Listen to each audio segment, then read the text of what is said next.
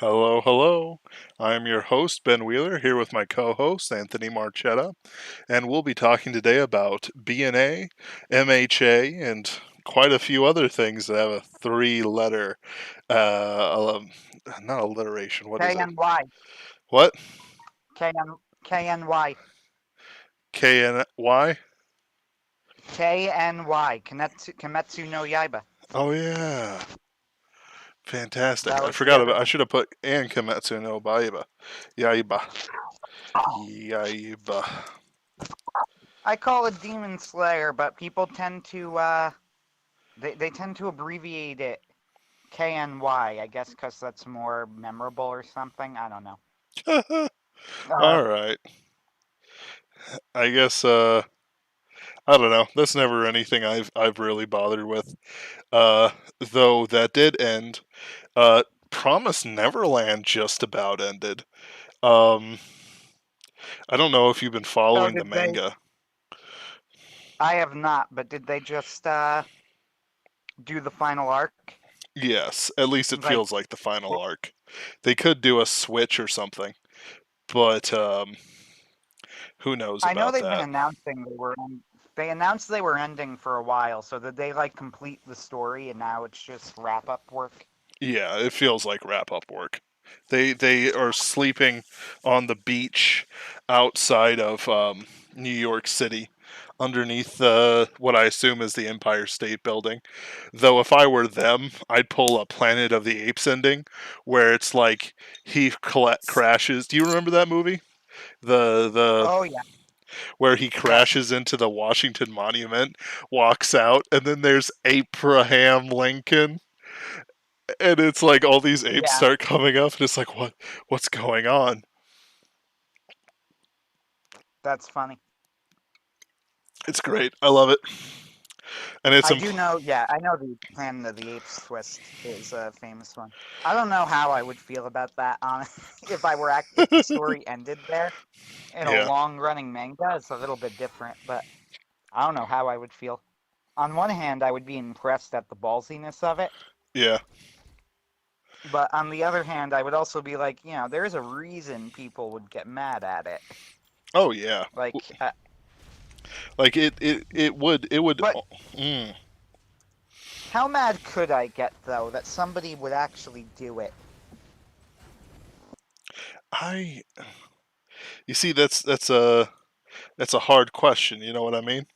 It's like what's worth getting mad about in these shows? Is it the blatant disregard to the fans or something else? I don't know. It's like all of a sudden like you didn't think through the story or whatever, or whether it would even count as an FU to the fans. I mean, it could count for an FU to the fans, but I don't know. Like that's Uh, not really something yeah, I. that's a pretty good question. That's an interesting question. I really don't know what I would do about what I would do. Like. Well, not what I would do. I really don't know how I would react to that if that's how it ended. I ultimately, I think because I'm not very emotionally invested in the Promised Neverland, and I really am not. I care about the series. I won't say I don't care about it. I really did enjoy season one of the Yeah. show. Uh, so I won't say I don't care about it, but it's not a series that I have any sort of particular emotional attachment to. For that matter, I don't to Demon Slayer either, even though, once again, I enjoyed Demon Slayer. I enjoyed it more than I liked The Promised Neverland. But it's not my favorite. The shows that I have an emotional attachment to in manga, My Hero Academia, I definitely have an emotional attachment to at this point, in Mm-hmm. that if it ended with a Planet of the Apes type, ha, sucker, you thought you were gonna be hopeful twist, then I would be mad. I would be like legitimately annoyed. Uh, Yeah. So like what like Deku fights Shigaraki through time, and then he jumps through the time portal, and it's like Shigaraki on the Statue of Liberty, or All for One in the Statue of Liberty. That's more like it. Like, come on, like that'd be pretty ballsy. That'd be like, dang, Dang, you Eri went uses there. Hmm? Eri uses rewind, and the final reveal is that Overhaul was right all along, and quirks are a curse. And Eri uses rewind and eliminates all quirks. The end. Yep. That's it, and that's just the story. And then they go, and there were no more heroes ever again. Yep. Deku and Shigaraki. Maybe Shigaraki was about to win the fight, and then Eri did it, and then like I don't know, Shigaraki becomes like a friggin' lawyer or something, and Deku Every disappears, case never he to be touches seen falls again. apart. The ultimate defender. Oh, like And make Deku Deku a disappears, never prosecutor. to be seen again. Baku. Deku just kills himself. That's what happens. Yep. Yeah, But I'd be annoyed at that. my lawyer Academia. You don't want this OC. Bakugo, you can't just threaten the judge like that. Honestly, that actually could be pretty good. But not as the main series. I know. See, the idea behind vigilantes, I love the concept behind vigilantes, and I enjoy vigilantes. However, it's impossible for me to enjoy vigilantes as much as I should, because I read a chapter of vigilantes right after I read that week's chapter of MHA. Like, this is a couple of weeks ago. I think when it was the first time I'd read vigilantes again in a while, because I'd forgotten about it for a bit. And Yeah. it was the chapter of MHA where Shigaraki wakes up, Ha! which of course is probably the best chapter in the series and probably has the best artwork in the series, at least. Yep. Uh, No arguments there. and I pulled up, yeah, and I pulled up that chapter of Vigilantes right after that because I had forgotten about it for a bit. No reason I forgot, it was doing fine. Yeah, it was just like I got distracted and I said, oh yeah, I haven't checked on Vigilantes in a while. And there was absolutely nothing wrong with it, but compared to its source, material, it was so much worse. It made me feel kind of bad for it, and I haven't looked at it since. That's unfortunate, It was but like I haven't read it it for a was while like either. it looked perfectly fine, but it's also this artist is so clearly not on the same level as Horikoshi is. Right. Like not in the ballpark. He's just not even close, and he's fine. I assume maybe He it's wasn't she a. for He all I wasn't know. like Well, we use he when we don't know the gender, but in this house, in this English-speaking house, but That's um, true. Yeah. what was I trying to say? I've had that rant before, you're right. I shouldn't even have bothered with that. Keep going. I had a rant about how lightning is a great thing to laugh with, and how because I'm essentially a mad literary scientist, it's all of a sudden there's a thunder and lightning crash, and then I go, and then they kissed. It was great. There's a squall going through. It was That's amazing. tonally appropriate, delightfully so. Ooh. Oh, I've had that argument with people, like the his instead of their argument. So you're right. I appreciate being called out on that. I want to be kept consistent on those matters. I you were correct. I did not need to specify anything. His implies his or her if you don't know the sex. Since gender, of course, is a social construct created by a mad scientist who abuses children. What? What? A mad literary Huh? scientist? A black It was, sheep in the literati. Yes, we'll use they for everything. You're mad. no. I mean, the actual concept I of know. gender is the idea of a comes from a mad scientist. Yeah, who abuse children? We know. Gender, yes. You'd be surprised And I how go, oh much. no, Hmm? that's boring. Forget that. Right. We thought you were going on to conspiracy theory stuff here, not known facts, Right. It's which like that is Wittgenstein stuff. sadly, yeah, sadly, this is actually completely true. And what I was saying is both more extreme and completely historically accurate, not even uncontroversial. Right. Uh, the conspiracy theory stuff would be if there was like a cabal of evil, they loving pronoun people. I don't know. You mean Although I could believe it. I mean, yes. Just the Chad, yes. If there's a cabal of something, yes. What do you mean? Yes. You can't bend. You can see there's a Exactly. lot of cabals. Well, yes. There's Quite a just bit. Quite a few cabals going on. hmm. So We are off topic. yeah. No, actually, are we though? Are we? All of the shows have their own secret cabal. BNA has the Sylvesters, which is spoilers. Sorry, I'm sorry. Has the Sylvesters. Um, uh, was it? Kimetsu no Yaiba has oh, what's his name? What's the main demon's name? Muzan? Muzan Kibutsuji. Like his full name is a mouthful, but it's such a delicious mouthful. I know that sounded really weird. It didn't register as Muzan weird when I thought about Kibutsuji. saying it, but like Muzan Kibutsuji. Oh, that's a good name. Like people don't appreciate names like they should. Like you think that Shigaraki just came out of nowhere? Nah, Shigaraki was a Oh no. fantastic name. Like it fits. Just like Deku fits and all these other things fit. Excuse me. Deku is the one hero name I've never been a fan of. I heard it's some sort of pun in Japanese, but it's actually a plot point in the show and manga itself that people don't always immediately get the pun, so it's not even a good one in universe. Right. Which means that I've never really liked that Deku was his hero name.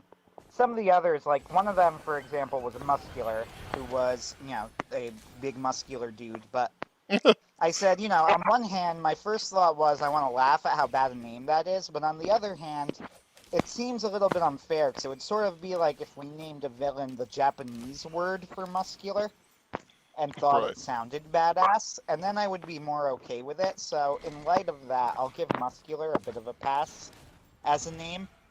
Uh, Deku, I will not. Deku's dumb. Deku's a bad name. Creati, I kind of like, just mostly because you'll never really hear anybody with that name. It's not something you would hear in America. Nobody would give a hero the name Creati. Yep. I don't even know why. I don't even know why. We would just, like, I feel like that's a name that wouldn't occur to somebody.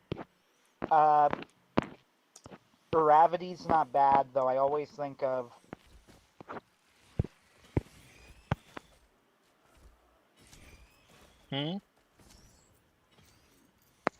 Sorry about that. There we I'm go. checking... Yeah.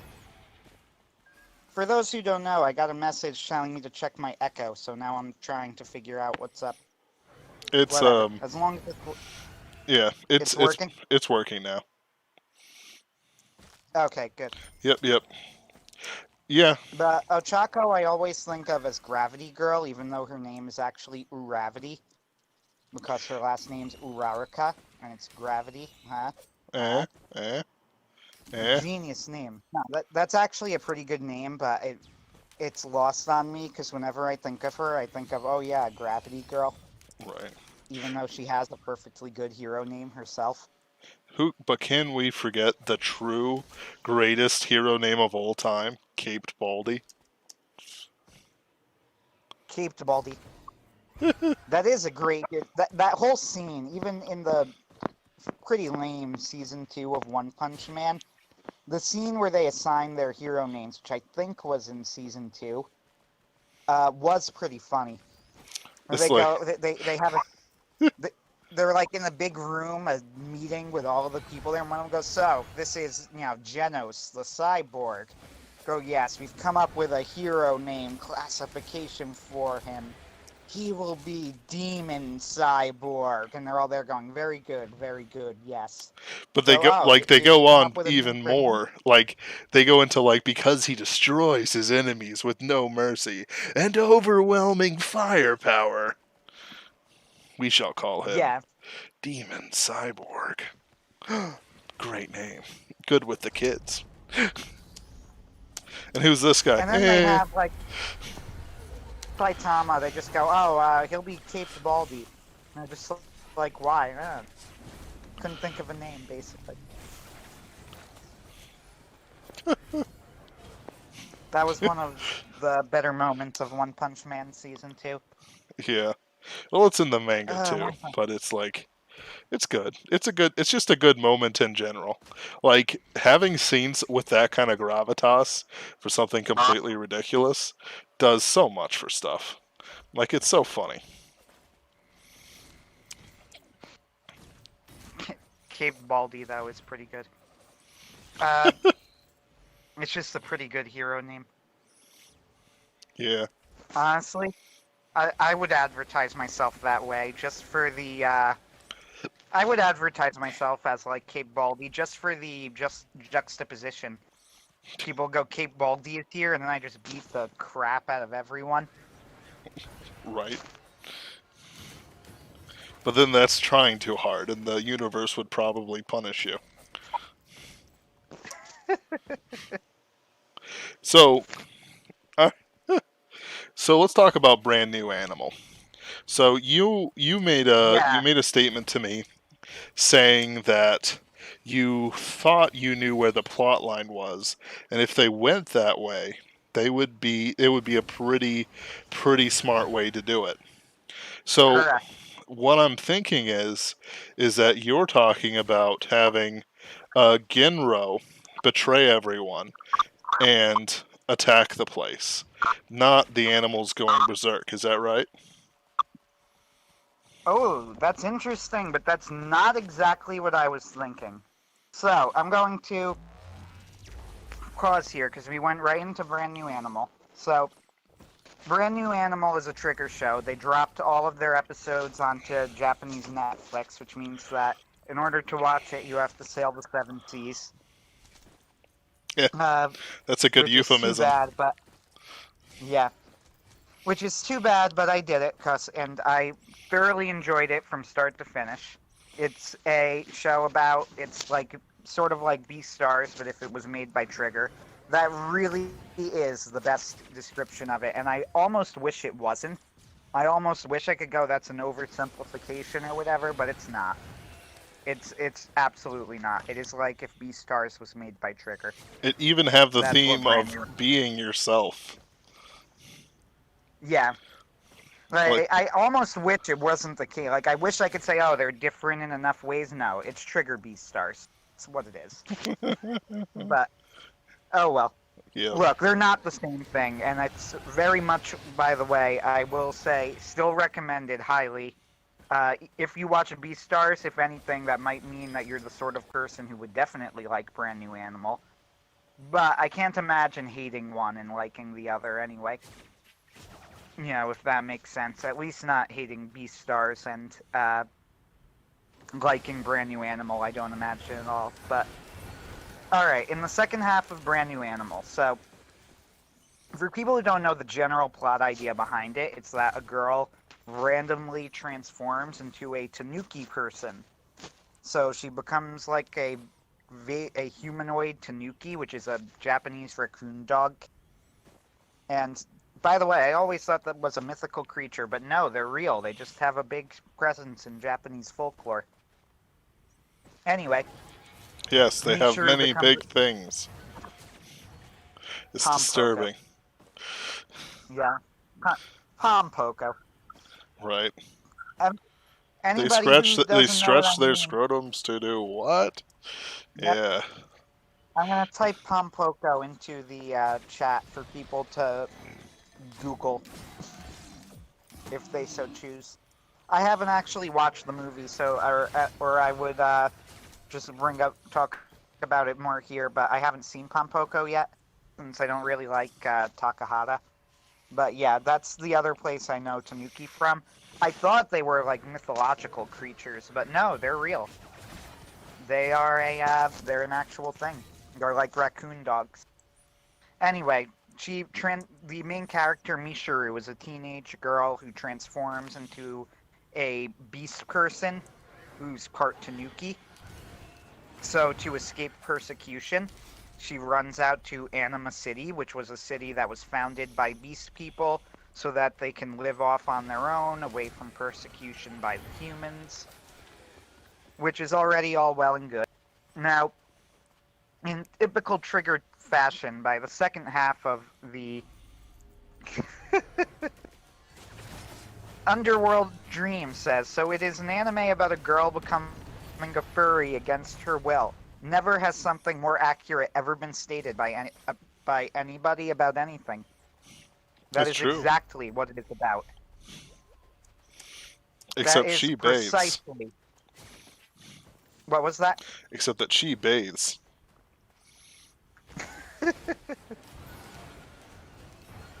So, yeah, the Trigger tends to do this, and in the second half of the show, there had been lots and lots of plot points piling one on top of the other with lots of twists, some of which I thought worked very well, and some I thought did not. Uh, I really liked the twist that Shiro was actually Ginro, to the Mm-hmm. point that I was a little bit disappointed in myself actually, because but it's also a sign of a good twist, because after they said it, it became really obvious to the point where I was kind of disappointed that I hadn't noticed it already, but I hadn't. And it did make a lot of sense, so yeah, I enjoyed that twist. I thought that one worked. Uh, I did not like a lot of the stuff surrounding Alan. Yeah. He's the head of the fund. I did not like a lot of that, and that's what I was going to go into. So this is what I said. This is what I meant when I said that I thought that Trigger was going to do something smart, and I was genuinely impressed. So at one point in the story, they mention near the end of it, there's this disease that they call Nervicil syndrome that turns beastmen into giant monsters, who rampage against their will, and we don't really know anything about it or how to cure it or anything like that. So, the character of Alan Silvesta, he's the president of, or I think the son of the president or something. Yeah. Like, doesn't matter. Essentially the president for all intents and purposes in the plot of a pharmaceutical company that has a big influence in the city. And he says that according to their research, the reason that they believe that people are getting the Nervicil syndrome is because beastmen aren't normally stacked so close to each other. They're normally spread out among the world. They're not grouped together in cities, and since their emotions run higher, if they get too high due to being closely confined, then they will, like their bodies will overflow with it or something like that. Essentially, one person put it as, so it's caused by stress, kind of. I think Yeah. that's how Mikuru puts it, right? But the stress specifically of having all of the beastmen being together in one place when normally that would not be a thing. And he says that he does have a cure. The cure is a type of vaccine, but the vaccine will make it so that a beast person can't actually transform into their animal forms anymore. They'll be stuck as a regular human. Mm-hmm. Now, this was the point of the story where I thought that this was actually a fantastic idea. And if it went the direction that I was hoping it was going to go, then I would have been incredibly impressed with this show. What I thought was going to happen was this. I thought they were setting up Shiro and Alan as people who were on two opposite sides of an ideological divide. Which they do, but not in as clever a way as I thought they were. Mm. I thought it was going to be that Alan had this vaccine that he wants to try and trick the people of Anima City into taking. And I figured he was going to use Nazuna to do that, which is kind of what he does do. But he was going to try and trick them into taking it because he knew that otherwise they would never take it. And sure, they would be human, but they would at least be alive. And I thought that Shiro thought the whole thing was an abomination and wanted to destroy the vaccine and keep it from existing. And then you get a fantastic ideological divide here because you have neither side is exactly wrong, but both sides have the same issue, which is that they want to take the choice away from the people who are being directly affected. Shiro wants to take the option of taking the vaccine away from the Beastmen because of his own blind prejudices against humanity, and Alan wants to force it onto the Beastmen because he doesn't trust them to make the decision for themselves. Right. And then you have the third avenue, the mayor of Anima City, who has to face facts that Anima City actually might have been a mistake, that forcing the animals to live together, or the Beastmen to live together, might have been pushing them too far against their own animal instincts, and that the only way to keep it so that they wouldn't need to get the vaccination would be to disband the city itself. So you have this fantastic three-sided conflict here, where the mayor needs to recognize that, she might have been pushing the Beastmen to live too far beyond their own natures, that Shiro was trying to rob them of the choice of finding the cure to the disease, and Sylvasta was not trusting them enough to make their own choice about whether the disease was worth the cost. And I thought this was all terrific. Like, I was actually legitimately impressed by how complicated of a storyline that they were doing here. But that's not what they did. That is not what they did at all. And it was kind of disappointing. Yeah.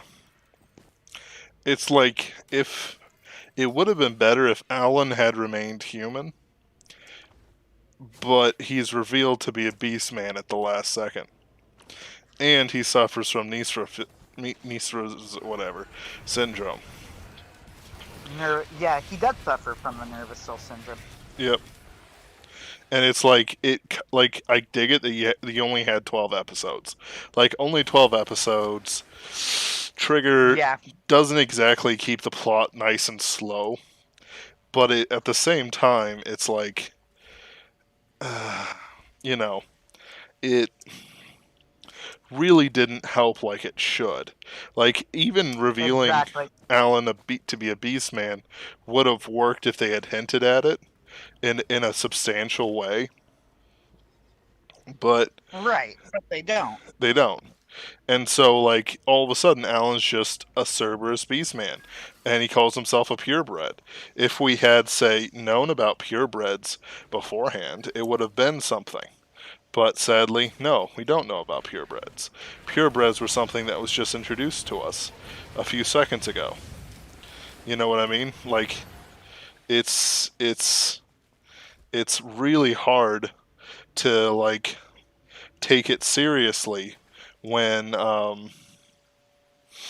when all of a sudden it's like, yeah, and then X was actually Darth Vader in disguise, and Darth Vader was himself a Jedi. Oh wait, and Now, I have a bigger. I had actually even a bigger issue than just that, though. That's all a big issue too. I mean, I just watched Uh, it like half an hour ago, so like that's still yeah. the primary sense expression, but First off, I'm going to stop for a second and say that I stand by what I said originally, which is that I enjoyed it start to finish. That includes the final episode. I yep, thoroughly enjoyed it when I watched it. And if there is a season 2, which it looks like they want there to be, I would 100% be watching it. There's no question.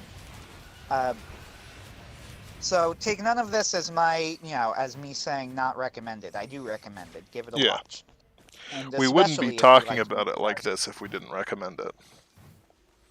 No, if I didn't recommend it, the title of the stream would be me being angry and wanting to rant about it, and that's Mm-hmm. not. and Right. that's not what's going on. It did a lot of things right. For one thing, the cat it's trigger, so it looks great. Oh So yeah. yeah, typically looks incredible. Like I mean, Character, yeah. what was that? Well, like the The thing, like character designs, especially, oh are yeah, just unbelievable. like Shiro's design is pretty good. The various bit characters look pretty good. Um, my thing is that I'm just kind of tired of like the trigger design where it's like everything can go off model, but everything has a model. You know what I mean? Like You Pomare, know what though? That is what it is. yeah, Like that. That's what Trigger does. I go into it knowing that's what I'm getting, and that's what I got. yeah. No, I dig it, but Of it's course, the only thing is, after watching I'm rewatching Kill la Kill right now, and then I watch Brand New Animal, and it feels as if Brand New Animal is kind of looks like Kill la Kill, but without a lot of the visual inventiveness. Yet made up for with a lot of Sakuga and a more unique color scheme. yeah, So, which one looks better? I would say, I'm not going to beat around the bush. I would say probably Kill la Kill, but they're not good doing night. exactly the same thing. Yeah, So I would certainly recommend it. It's still good in its own right. The action scenes look freaking incredible in Brand New Animal. Chris. Some of the action animation is unbelievable, I'm, including the final fight between Shiro and Alan is really, really great in BNA. oh, absolutely. I actually really enjoyed that whole thing, like where they're running around as wolves, trying to get each other with their howls. Like that was a pretty good spot. Yeah, I even like, some of the plot points in the final episode I didn't hate. Like for example, I did like the moment when Mishuru and Nazuna see all of the Beastmen responding to Shiro's howling, Hmm. and Mishuru says something like, "That's when I realized that, Nazuna and I would never truly be Beastmen." Like I thought that was a pretty smart scene and a smart line. Yep. My problem with it was that I feel like the way that they wrapped up the plot made it so that they didn't actually address any of the issues that they were setting up to address. That was my Yeah. big problem with it. Like I went on that whole thing just now about how about how I thought they were setting up this big three-way conflict where Shiro and Alan had the same error as the other, just in reverse. Each of them wants to take the choice of what to do away from the Beastmen, and then the mayor would be forced to confront the idea that perhaps they've been trying to live against what their true nature, Hmm. so Like that they would through need to figure Michiru out a and way. stuff like that. Because we can't Right. like exclude the main characters, even though we probably could. It just wouldn't be relatable to the kiddies. You know what though? I like Michiru, so shut up. Yeah, no, she Uh, works. She I works. actually think Michiru is a pretty well written teenager in terms of, and as far as they go. Uh, because she's very self-centered, and she's very self-focused, but she's also she's not malicious about it, and she's also she's a kind person, she's a good person, but she's also a very self-centered person. So in other words, she's like a lot like a teenager, which I really like that about Michiru. Yep. So I'm gonna be nice. I appreciate Michiru as a character. With that said, I take your point. Yeah. I do definitely take your point that Michiru probably really didn't was the most expendable of the cast. However, she does make sense as a literal, she's somebody who comes in from the outside, seeing it with the eyes of an outsider, so you get exposition through her and all sorts of things like that. Yep. Whatever. What I didn't like, though, yeah, what I didn't like, though, was that at the end of the story, instead of having to solve all of these issues, they learn that Michiru's blood cures the nervous cell syndrome. So that disease that's turning everybody into monsters, Michiru's blood, it just cures it. And they figure it out through complete coincidence, no less. Just randomly, just as it turns out. Go figure, what are the chances that Michiru's blood is the cure? It is the cure, that's it. I don't. Wait. How is it? How is it random? Or how is it not random? Uh, How is it? How is it like what you no, said? it is random. It is random. Shiro just bites her and it happens to cure him. Oh, Like, we didn't know that. yeah. She had I no knew that. clue. Yeah, I knew that, but Echo. That's what I meant. Echo. That was my point. I mean that it was a completely random coincidence that they discovered this. Shiro bites Michiru and then it cures him. And that's it. Hmm. Hmm.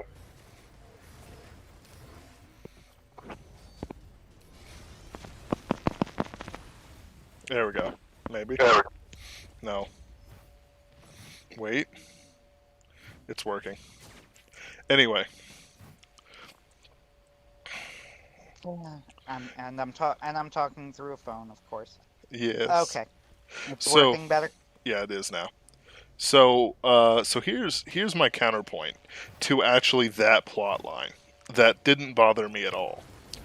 So first, the only thing that's really random is that Michiru was the one who was chosen. In other words, she and her friend, whatever her name was, I don't know, I don't care, uh, uh, was chosen at random by a twist of fate. Everything else actually just it's not nearly like, as long as you can accept the fact that she was the one who got it, like it, excuse me, um like it doesn't rustle my jimmies any. It's not so much the fact that it came out of nowhere that bothered me. It's the fact that it came out of nowhere and didn't really resolve any of the issues that they needed it to. You know what I mean? Does that make sense? It solved the immediate issues. And what do you think a What? teenage girl cares about? Like, all the Well, what I issues mean is, of the people what I mean, living are still there. right. What I mean is that they didn't actually solve the problem. They just solved the immediate problem in front of them. But all of those major issues that they had in the back burner, they just shoved to the side and didn't really address. And I guess if there's a season 2, then maybe that could be okay. But it also didn't really connect with the plot all that great. So it's like, how are you going? Here's what I mean. How are you going to resolve this issue between Alan and Shiro? Because both of them have very good points. And the only real issue between the two of them is that Shiro wants to make it so that nobody can have this vaccine, and Alan wants to trick the vaccine onto the Beastmen. Mm-hmm. And then you have, hopefully, Michiru or somebody else in the middle saying that it should be left open as an option. But we never actually resolved that plot line. Like, as it turns out, Shiro was just correct. He was correct all along. And it was all Alan's fault, and Alan was a villain, and Michiru's blood would fix everything. And that's exactly what happens. And they never even learn about this whole thing. The other thing that the show did that was kind of strange was the way that it handled religion was very weird, because it wasn't enough for me to get mad about, but the reason it wasn't enough for me to get mad about is because I feel like they kind of stopped before they said anything at all, even though it looked very much like they were going to make some sort of statement about religion. Before they ever actually said anything interesting, they kind of pulled back, which is how I felt about the show generally. Like, I thought was what was going to happen with and they even looked like they were heading there, and then they kind of don't, is that with the reveal that Shiro is the real Ginro, that after Nazuna would be revealed to be a fake Ginro, I thought that they were going to have Shiro, like, not necessarily reveal that he's Ginro, but go out as Ginro to, like, prove that Ginro was real, Mm-hmm. and bring hope to the Beastmen. Or even if he didn't do that intentionally, that would happen unintentionally. That maybe they were going to kill Nazuna or something, and Shiro would have to come in and rescue her. Yeah. So you could literally have, like, the actual Ginro saving the fake Ginro, like, on live television. Yeah. Now, that would have been interesting. That would have been really cool to see. And I thought that's what they were going to do. And they don't. And they don't really do anything. So I don't really know what they were trying to say. Were they trying to say that, like, religion is a means of social control? Or that sort of thing is wrong? That there's no value in religion? Or what? I don't really know. Yeah, They I don't could really see say that. Like, do you remember? Did you ever watch Promare? Yes, and it was very good. Okay, but so like I there's. saw it in theater. So did I.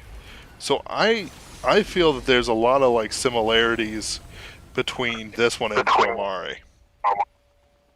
Oh, there are. Yep. There are a lot of similarities. And like But there's one difference between those two. characters. Well, the one's furries, and the other one's personification of rage. Also Echo.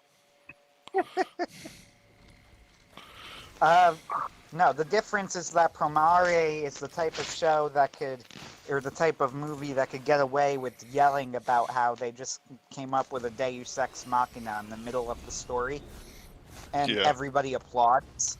And if that were to actually happen, that literally is what happened in my theater, by the way. That's not even an exaggeration.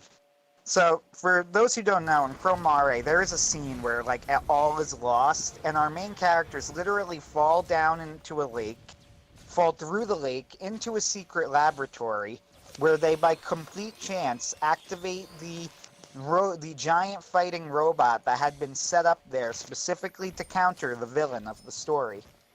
Mm-hmm. And when they are asked about this, he says, "I call it Deus Ex Machina."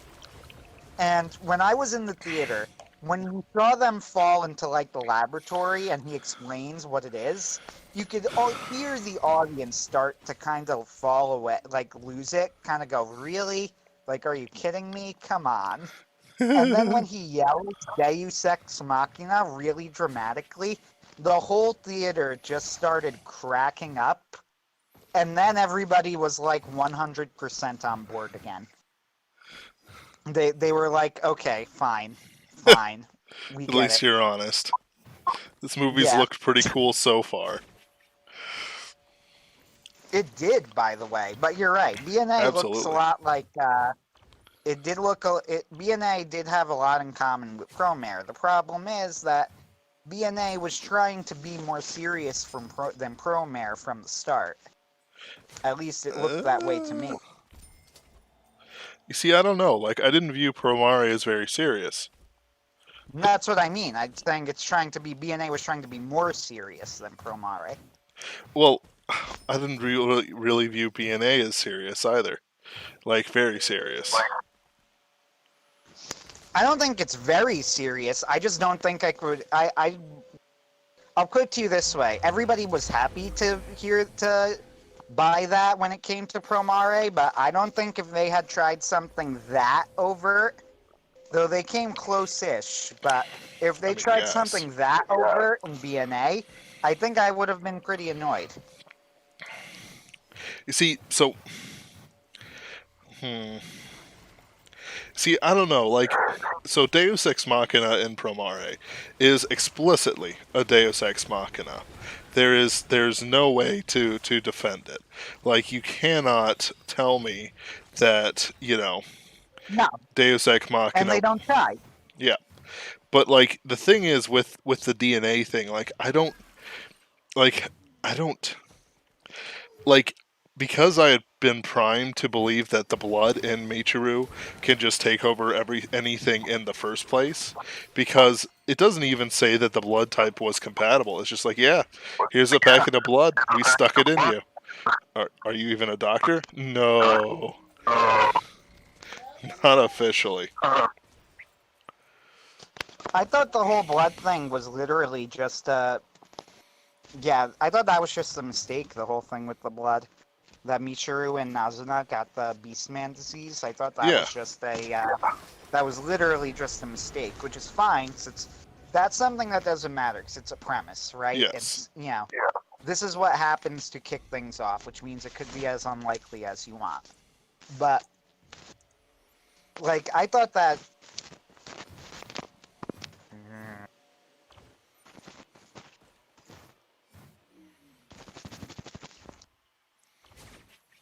Basically, your microphone's picking up too much. I don't know. It's not echoing at this second.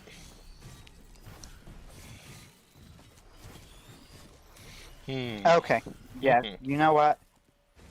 I intended to get a microphone sometime from last week to this week, but as it turns out, I am more poor than I realized. And that became impossible. You're only poor in reality and not in spirit. That's actually kind of an insult, considering what the Bible says about that. Poor in spirit are blessed.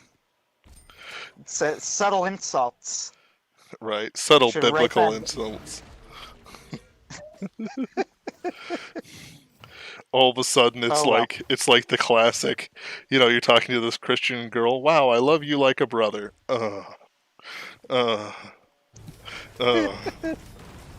Okay. And then it's like, what happened? He's suddenly no longer interested in me. Girl.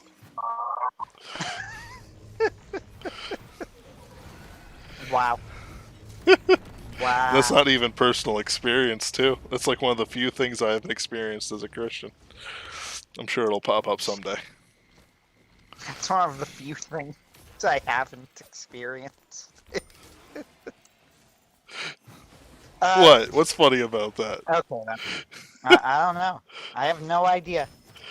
Nothing's funny. It's not funny at all. Okay. Alright. So, talking about the Deus Ex Machina of Michiru's blood, I'm going to make some arguments. I'm going to pause my game, and I'm going to make some arguments, because I need my full attention for this. I'm going to make some arguments as to why it's not as bad as you think. First, they've already set up Michiru as someone who is above or different than the norm, and has powers that are similar to, but disconnected from, her Beastman status. 2, it's shown that her transformations is a result of a blood transfusion that gave her powers. In other words, we've already set up the themes of blood transfusion and the transforming power of the blood. Michiru is thus a metaphor for Jesus Christ. Then...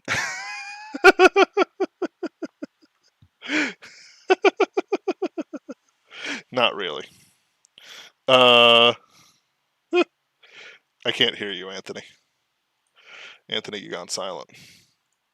Anthony, no.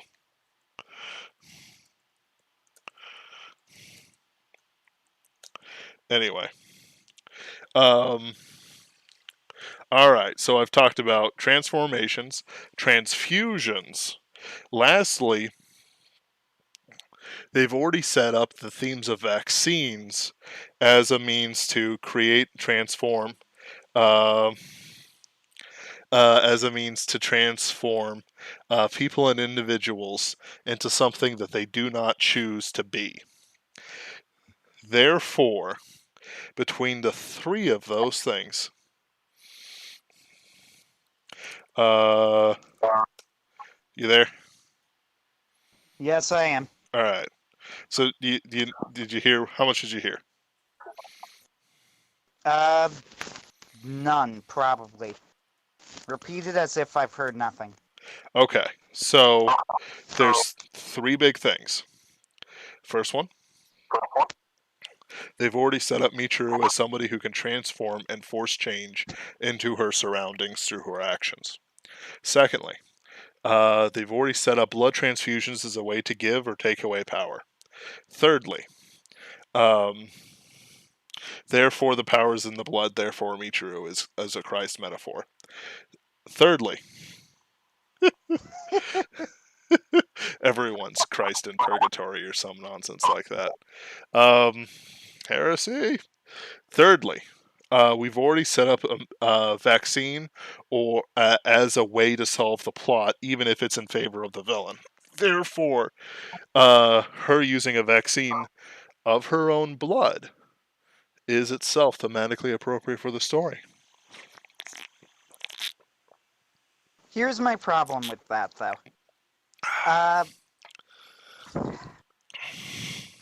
The problem that I have with that isn't so much that I have an issue with Michiru, with them using Michiru's blood to solve the problem, so much as the way that they use it to avoid actually interacting with any of the real issues. Like Shiro, for example, never needs to actually come to terms with the idea that maybe you could retain a semblance of your individuality even if you lose your ability to turn into a beast man, which is something, by the way, that Michiru represents, because the exact opposite has happened to her, which she points out. It looks as if Shiro is going to have to wrestle with this idea for a little bit, and he doesn't. So it turns out he doesn't have to. Yes. So that's happening. And it's the same thing with Alan wants to try and make it so that, if you look at it, my original idea behind what I thought they were doing is that he was trying to save the lives of them by turning them into humans. And by the way, I'm not defending Alan. Alan is a problem. Well, this is all connected, though. I think that this is connected to the solution. You see, my solution works with your Shiro versus Alan theory as it does with what the events that actually took place. So what's your idea then of, specifically, what would you have done? So I would have actually taken your idea, but there's a third option. Like, your idea is the best idea. But there's another option that could also work. Have Shiro try to basically get fed up with Deatharub and basically try to overthrow her. Not overthrow her, I don't know. Point is, destroy what she's building because he views her as a pawn of Alan. Mayor? What? The mayor? No. Nazuna. As a goddess. Okay. Like, basically, he hates what he thinks is going on. Like, obviously, we imply that he knows that Alan will do something at the event. Because he knows it, he's going to try and ruin it, but also for his own satisfaction, to keep Beastmen as they are. Because if we remember, his first characterization is weeping at the fact that all the Beastmen are like kumbayaing in the village center. Right. So we could have he's him very touched by the festival. Yep. So in other words, we move him from hero to villain, even though he still views himself as a hero. He works with the mafia and with, other unsavory characters to basically de-unify away from the cult and keep Beastmen as they are. The cult offering sort of enlightenment, which Shiro, being a thing of the past, can't really stand. Even though he gets enlightenment and stuff like that, in reality, he's so bound up by his hatred of humans that he doesn't even like the appearance of them. And so he goes from hero to misguided hero to quasi-villain in the space of a few moments, causing him to come into conflict with everyone else who's trying to do good, even though he's trying to keep the Anima City status quo.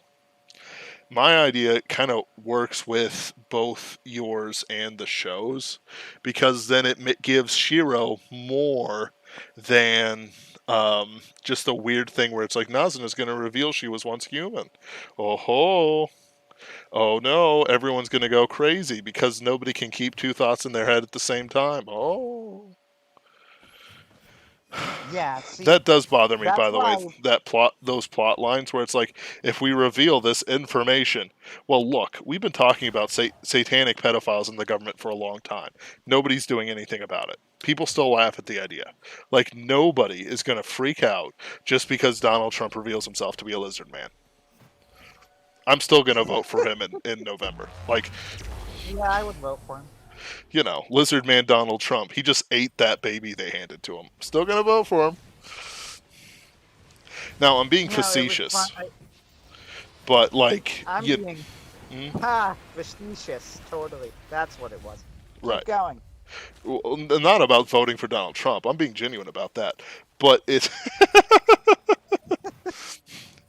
like, but what I'm talking about is just like the sort of idea that like revealing information freaks people out.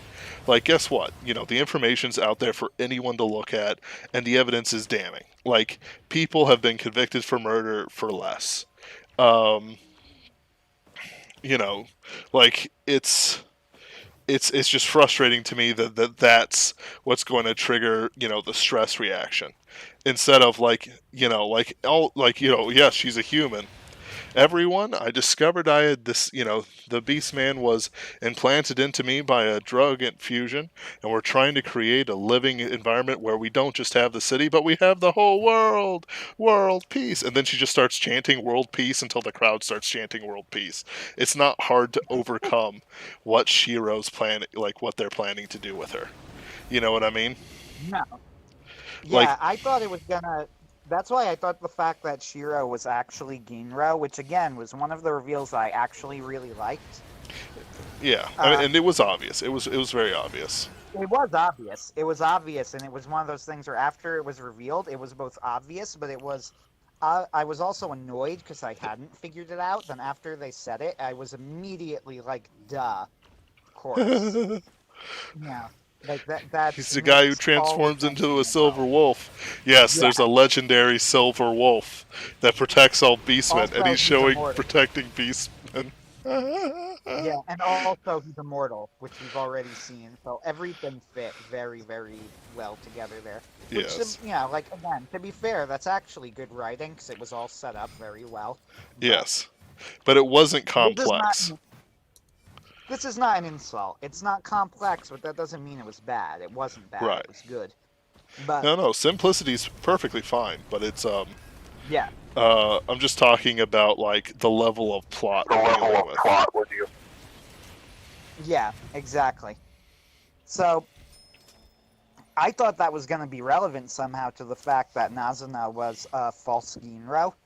Like, I thought it was, there was going to be something where he would show up at the end and be seen actually protecting everyone. They would think, Ginro isn't real or whatever, but then the actual real Ginro would show up and fight for them. Like, I thought that was I didn't know how exactly. I didn't have it all plotted in my head, but I thought that somehow was going to be relevant, and it wasn't. It was like, they have this whole thing with revealing her as a fake Ginro, and I'm thinking to myself, but you have the real Ginro. Like, you have the literal, real Ginro. Right. And Shiro doesn't even, like, that's the thing, too. A lot of times you hear this sort of thing, you go, I'm not really Ginro. They just, no, he doesn't deny it. I mean, he pretty Right. much refers to himself as Ginro. And if you think about it, as far as what even is a god, he pretty much is one, isn't he? Yep.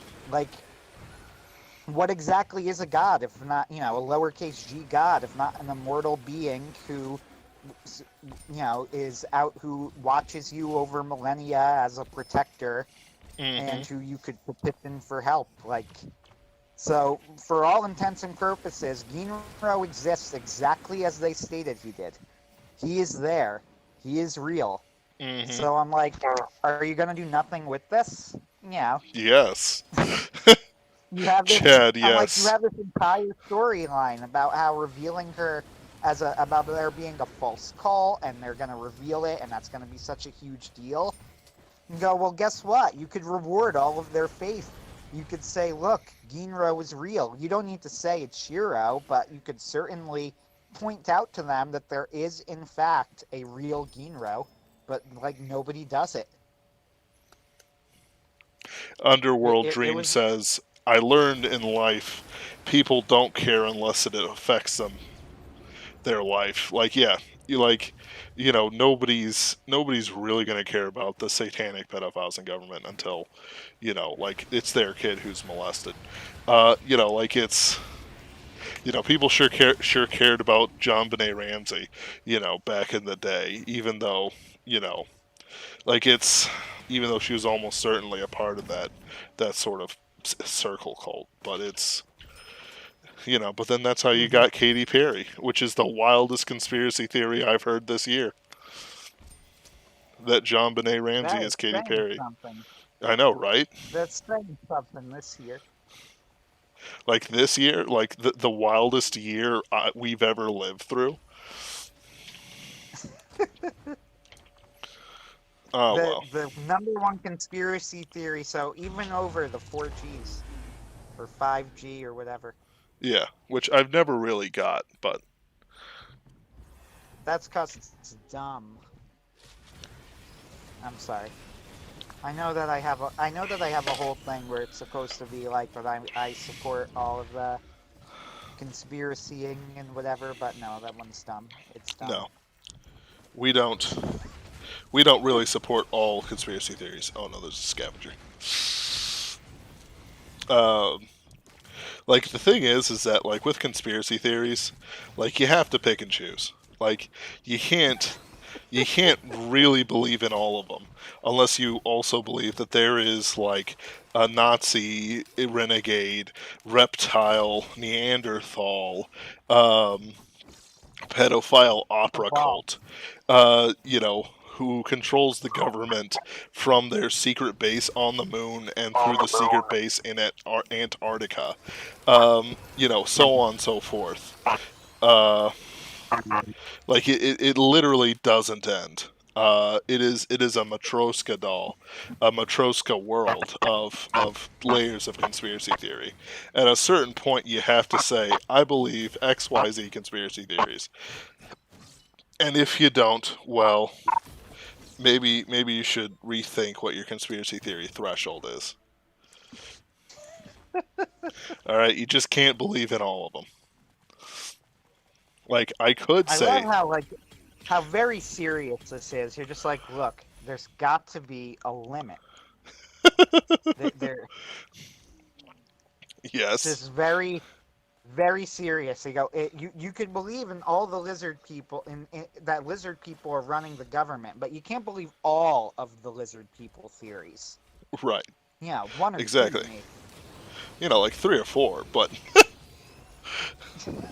like a combination of them. Like, not all the Satanists are pedophiles, just most of them, okay? And yeah, they're all on the side of the pedophile. What? Right. Huh? It's just that, Yeah, yeah, you're absolutely right. It's just that the that that deeper you that's go in, that one's actually correct. So yeah. yeah, I know. We know. I've been saying for years. Years. But like when we're talking like conspiracy theories, especially when it comes to like things like Brand New Animal and stuff like that, Hmm. like at a certain level, you know, you can go too deep into it. Like I'm glad it's just some dude who's actually the immortal general from the original Nisrasil syndrome event. Except the thing is, it doesn't even bring up he didn't even do anything. Like that's the thing. He just showed up to kill all the rampaging animals. Like like like he almost did nothing wrong. Oh yeah, Alan, right? actually, you're right about that. That was one of the more interesting things too. That once again, they kind of don't really do anything with it. Yep. Uh, like even that's true. That actually wasn't like a legitimately at the time. I remember like that was a legitimately interesting point. where he points out that, that was the moment of the show, honestly, that I thought, like, oh man, maybe this could be, maybe this is a smarter show than I gave it credit for, and then it wasn't. Now, I'm rewatching Kill la Kill right now, and when I originally watched it, I don't have it up now, but like, I remember writing the Castalia article, and the article was literally, I think I rated it like question mark, question mark, question mark out of 10, because I finished it and said, I honestly don't know what to make of it, which I think is a pretty fair, impression to have of Kill la Kill on a first viewing. Yep. So, rewatching it now, I found the dub. The dub is quite good, so I had just rewatched Toradora with the dub. Now I'm rewatching Kill la Kill with the dub. Since then, I've seen a lot of analysis videos on it, and I've discussed it with people, including you, who were always a big fan of Kill la Kill. Yep. And I was coming at it with a lot more understanding and appreciation of what it was trying to do and what it was. Mm-hmm. And yeah, I would say I would stand now with the people who would argue that Kill la Kill is a masterpiece. Yep. I don't know, it's hard to call it a perfect show, but that's only because it's trying to do such weirdly specific things. And in that sense, it does what it sets out to about as well as it could, but it's trying to do such specific things. It's a very odd show in more ways than just the visual presentation. Now, I'm bringing all of this up because, of course, Kill la Kill was Trigger's inaugural show. I know everybody thinks of Gurren Lagann, but that was actually Studio Gainax. It was just the same team that went on to Trigger. And you could see the visual fingerprint of Kill la Kill all over Brand New Animal. The Trigger style is very much a thing. And it was Kill la Kill that started it.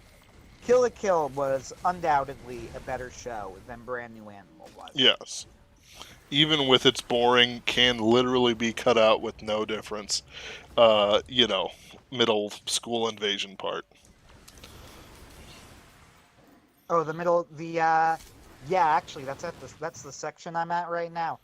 I remember Digibro making the argument that it was actually supposed to be like some sort of representation of like the Meiji Sengoku period era. or something.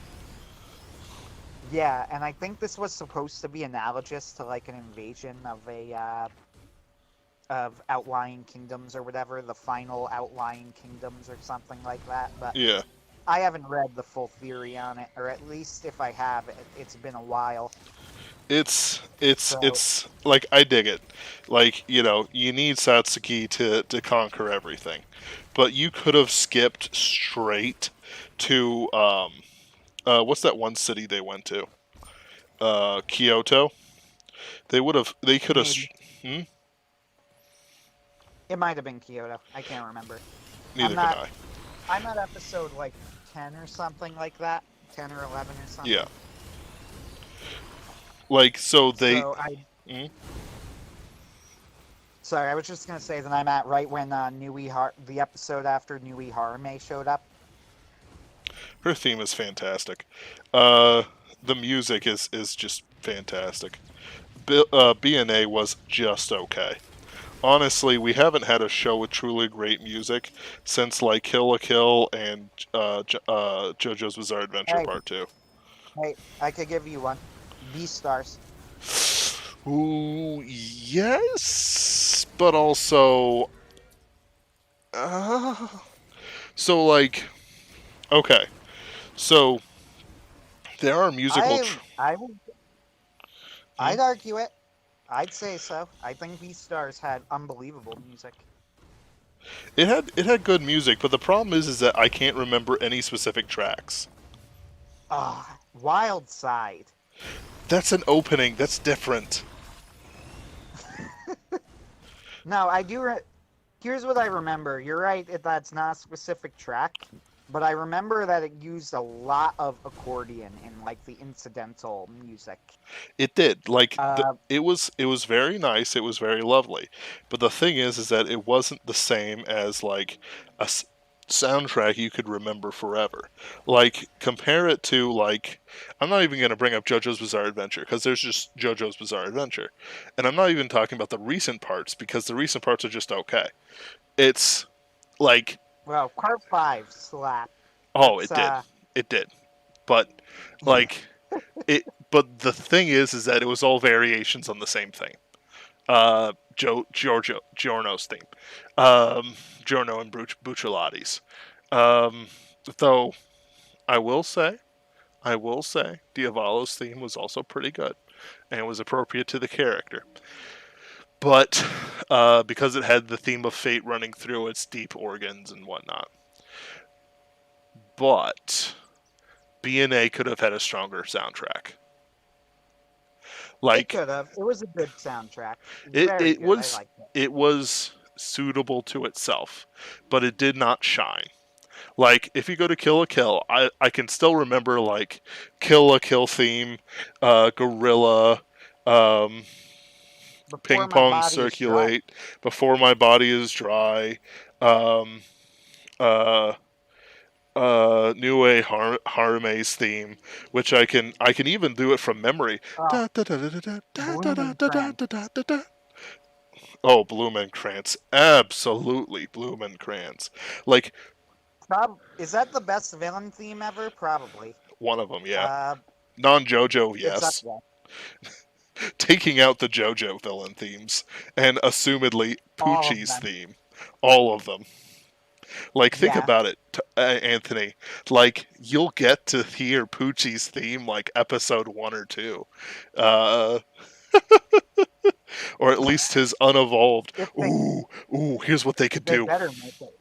They could They evolve better his make theme it. along with his stand. Oh, David Productions would be the type who would do that too, which is what makes them fun. right? All the cool fan ideas that people have where you go, you know, it would be cool. You could sort of imagine David Production being the sort of people who would say, hey, that would be cool. Right. Because they've made improvements like that before. Yeah. But very subtle, tasteful ones. You know. Yes. But And I mean that, like, when I say subtle and tasteful, that sounds kind of comical because it's JoJo, but I'm actually being, like, that wasn't a sarcastic comment. I'm serious. I mean that the sorts of improvements that David Productions tends to make, they're pretty, you know, they're very tasteful improvements, and as in they're very in keeping with the story as Araki intended to tell it. with And all by its subtle, I Gucci mean goodness. Yep. And by subtle, I mean that they don't, you know, directly contradict anything that Araki said. You know, Yes. anything Araki says or does, they don't explicitly go against it. You know, it's just that if somebody says, you know, hey, for example, maybe we should have the number of mudas that they use, you know, in the 7-page muda. It went over 7 different pages in the manga. How about we split it up into 7 different sections in the show? Somebody there will go, that's a great idea. And they'll actually do it. Yeah. Which, by the way, I believe is exactly what happens in the 7-page muda scene in part 5. Yep. They just so But in the whatever. dub they've been doing that weekly with Adult Swim, and they just got past Metallica versus Epitaph fight. Oh, which I think That's a they've great improved fight. for the better, by the way. The dub? Yes. Well, not the dub, but the anime. Slightly That's better a than the great. manga. That was one of the better fights in the anime. Honestly, I was really impressed with that episode. I remember when it came out. Yep. Mm. Sorry, my phone's camera just turned on for no good reason. Anyway, whatever. Yeah, I remember when that came out in the anime. I was really impressed with that fight. That was a creepy, creepy fight. Oh yeah, like the still image. Like I dig it that they use still images, but like, whew, that feel when the razor blades are ripping out of the dude's Yeah, cheek, just whew, good stuff. but yes, as far as the as far as the soundtracks go, though, the off topic again, comparing Kill la Kill to Brand New Animal. Kill la Kill is better for a lot of reasons.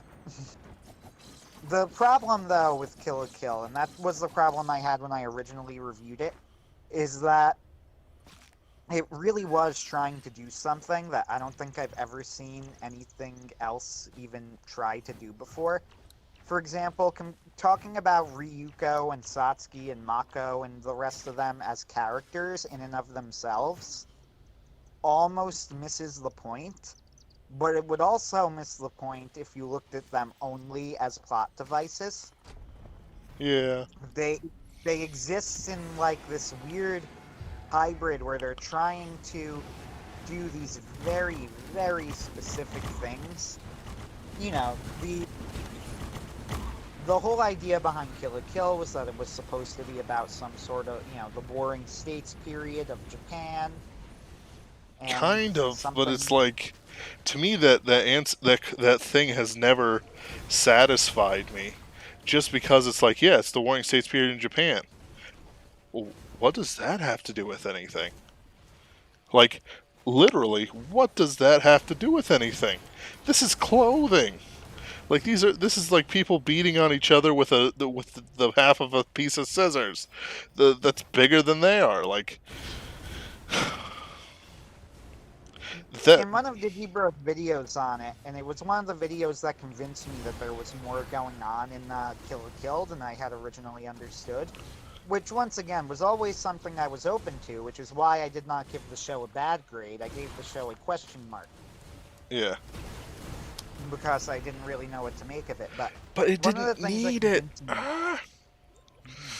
well, one of the things that it convinced me that there was more going on there is the video that Digibro did. It was comparing Gurren Lagann and Kill la Kill, and he says that he tried to make the case that people often will say, well, Gurren Lagann is better when they compare to the two, but in actuality, they're actually doing very different things. And one thing he Yes. pointed out was that he goes, probably the closest thematic thread that the two have in common, of all things, is that both of them are about kind of trying to achieve, he didn't use these words, I'm summarizing him, but trying to achieve a sort of synergy, trying to achieve balance. Kill la Kill embraces what would appear to be contradictions, including the character of Ryuko herself appearing to be a contradiction, right? It's about, are clothes good or are clothes evil? Well, clothes are apparently evil, right? They're being used by Rakia. Except that, yeah, if you didn't watch Kill la Kill, guess what, guys? This is going to sound absolutely nonsensical to you, so buckle up. Buckle up, Uh, buckaroos. they're really I would literally need to describe the show in detail to even get to a point where this sounds remotely logical. And I'm not going to do that, so you're going to have to live with me. Thank you.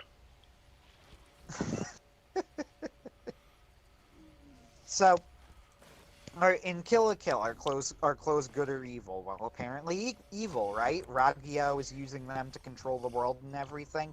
And Nudist Beach are apparently the good guys. And also, like, the whole plot hinges around the creation of a certain type of blade that could destroy life fibers, as created by your dad. Except, wait, that's not really true either. Clothes apparently are not evil because Senketsu is clothing, and he's a major character who was also created by Ryuko's father and who was on Ryuko's side. So you have Nudist Beach. What does Nudist Beach want? What Nudist Beach is anti-clothing. They want to take them down. But they Take them also... off, if you will. Yeah, but also Ryuko apparently has the same enemy they do, except that she uses Senketsu, or Senketsu, depending on if you're watching the sub or the dub. the dub insists on pretending it's Senketsu, even though in the sub they clearly call him Senketsu. It is very obviously Senketsu. This is a pet peeve of mine. He lies awake, clutching his blankets, like staring at the ceiling. Here's why this bothers me. I've had people like try and argue with me that it's actually, in Japan it's just spelled Senketsu. It's actually Senketsu and the U is silent. And I said I watched the whole thing in sub. They are saying Senketsu.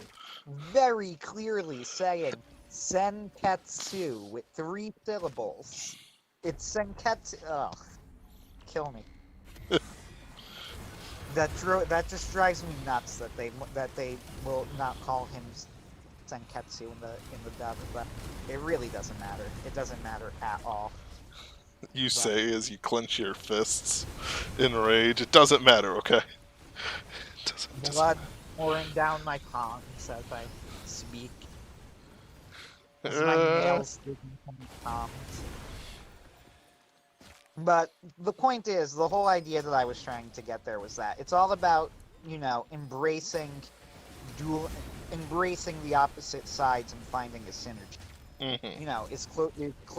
Is clothing evil, or is clothing good? Well, Ryuko was there to say that it's neither and it's both. Satsuki is the other side of that coin. Is clothing evil for Satsuki, or is clothing good for Satsuki? Well, she's going to try and use that same clothing that her mother is using to control everybody and turn it around against her, except that she can't do that. Mm-hmm. But Ryuko has a different perspective because she's built up this relationship with Senketsu on her own. Sorry if I'm hearing somebody yelling in the background. Not to me. It's just loud and distracting me. That's fair. Okay, whatever. Did somebody cough in the house? No, nobody coughed in the house. Oh, okay. But no, it has nothing to do with anything. Somebody's just trying to be heard. They're downstairs, somebody else is upstairs, and it's annoying me in the background. Whatever. Sorry about that. Anyway. Right, so the whole idea is about embracing these dualities. Now, you can sort of get the same idea in Brand New Animal, right? They're kind of going for a similar thing. Except that Brand New Animal, unlike Kill la Kill, which goes headlong into the fact that they're going to be expecting the viewer to kind of figure out a way to, build these synergies themselves. Brand New Animal holds the viewer's hand a lot, which isn't a bad thing, since it's more for younger viewers than Kill la Kill, at least I hope so. Because Kill la Kill is very much not for young viewers.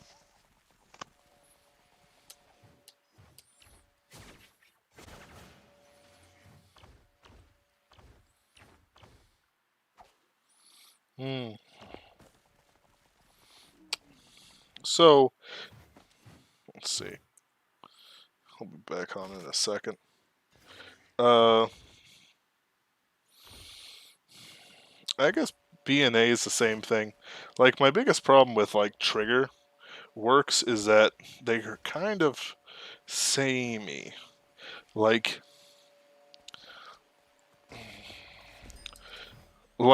basically, Gurren Lagann and Kill la Kill all have one theme.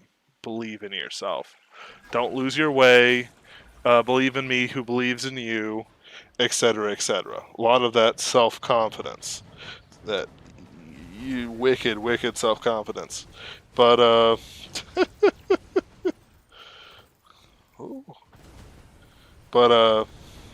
basically, it's never really been compelling as a theme for me. Just because it's like, I don't know. It's one of those things I understand, like, American kids are taught.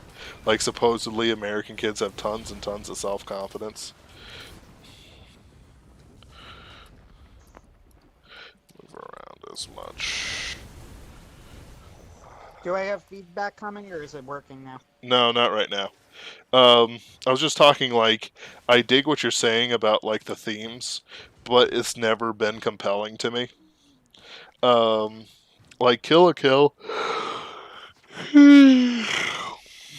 and Gurren Lagann both have the The same. thing about Kill la Kill, though, Kill la Kill has a lot going on in it. I mean, a lot going on. Yes. I don't think it's fair to. I don't. I think that's why Kill la Kill is the best trigger show, for that matter, though. Gurren Lagann, I do think, is probably a better show for a few reasons, but they're of similar quality at any rate. Overall quality, I would say Gurren Lagann and Kill la Kill are at similar overall quality. And Kill la Kill, especially, I don't think you could say that, like, believe in yourself is the only theme of Kill la Kill. In fact, I would say it would be harder to figure out what themes Kill la Kill isn't about. Yep. Kill la Kill is about everything. You see, And this is both to its benefit and its detriment, if you want to. And as I say, its detriment, I mean, I'm sounding a little bit hard on it. Remember that this all comes in the context of me immediately before this calling it a masterpiece. And I do think that. I think Kill la Kill is a masterpiece. I think it's a classic anime. It should be remembered as much.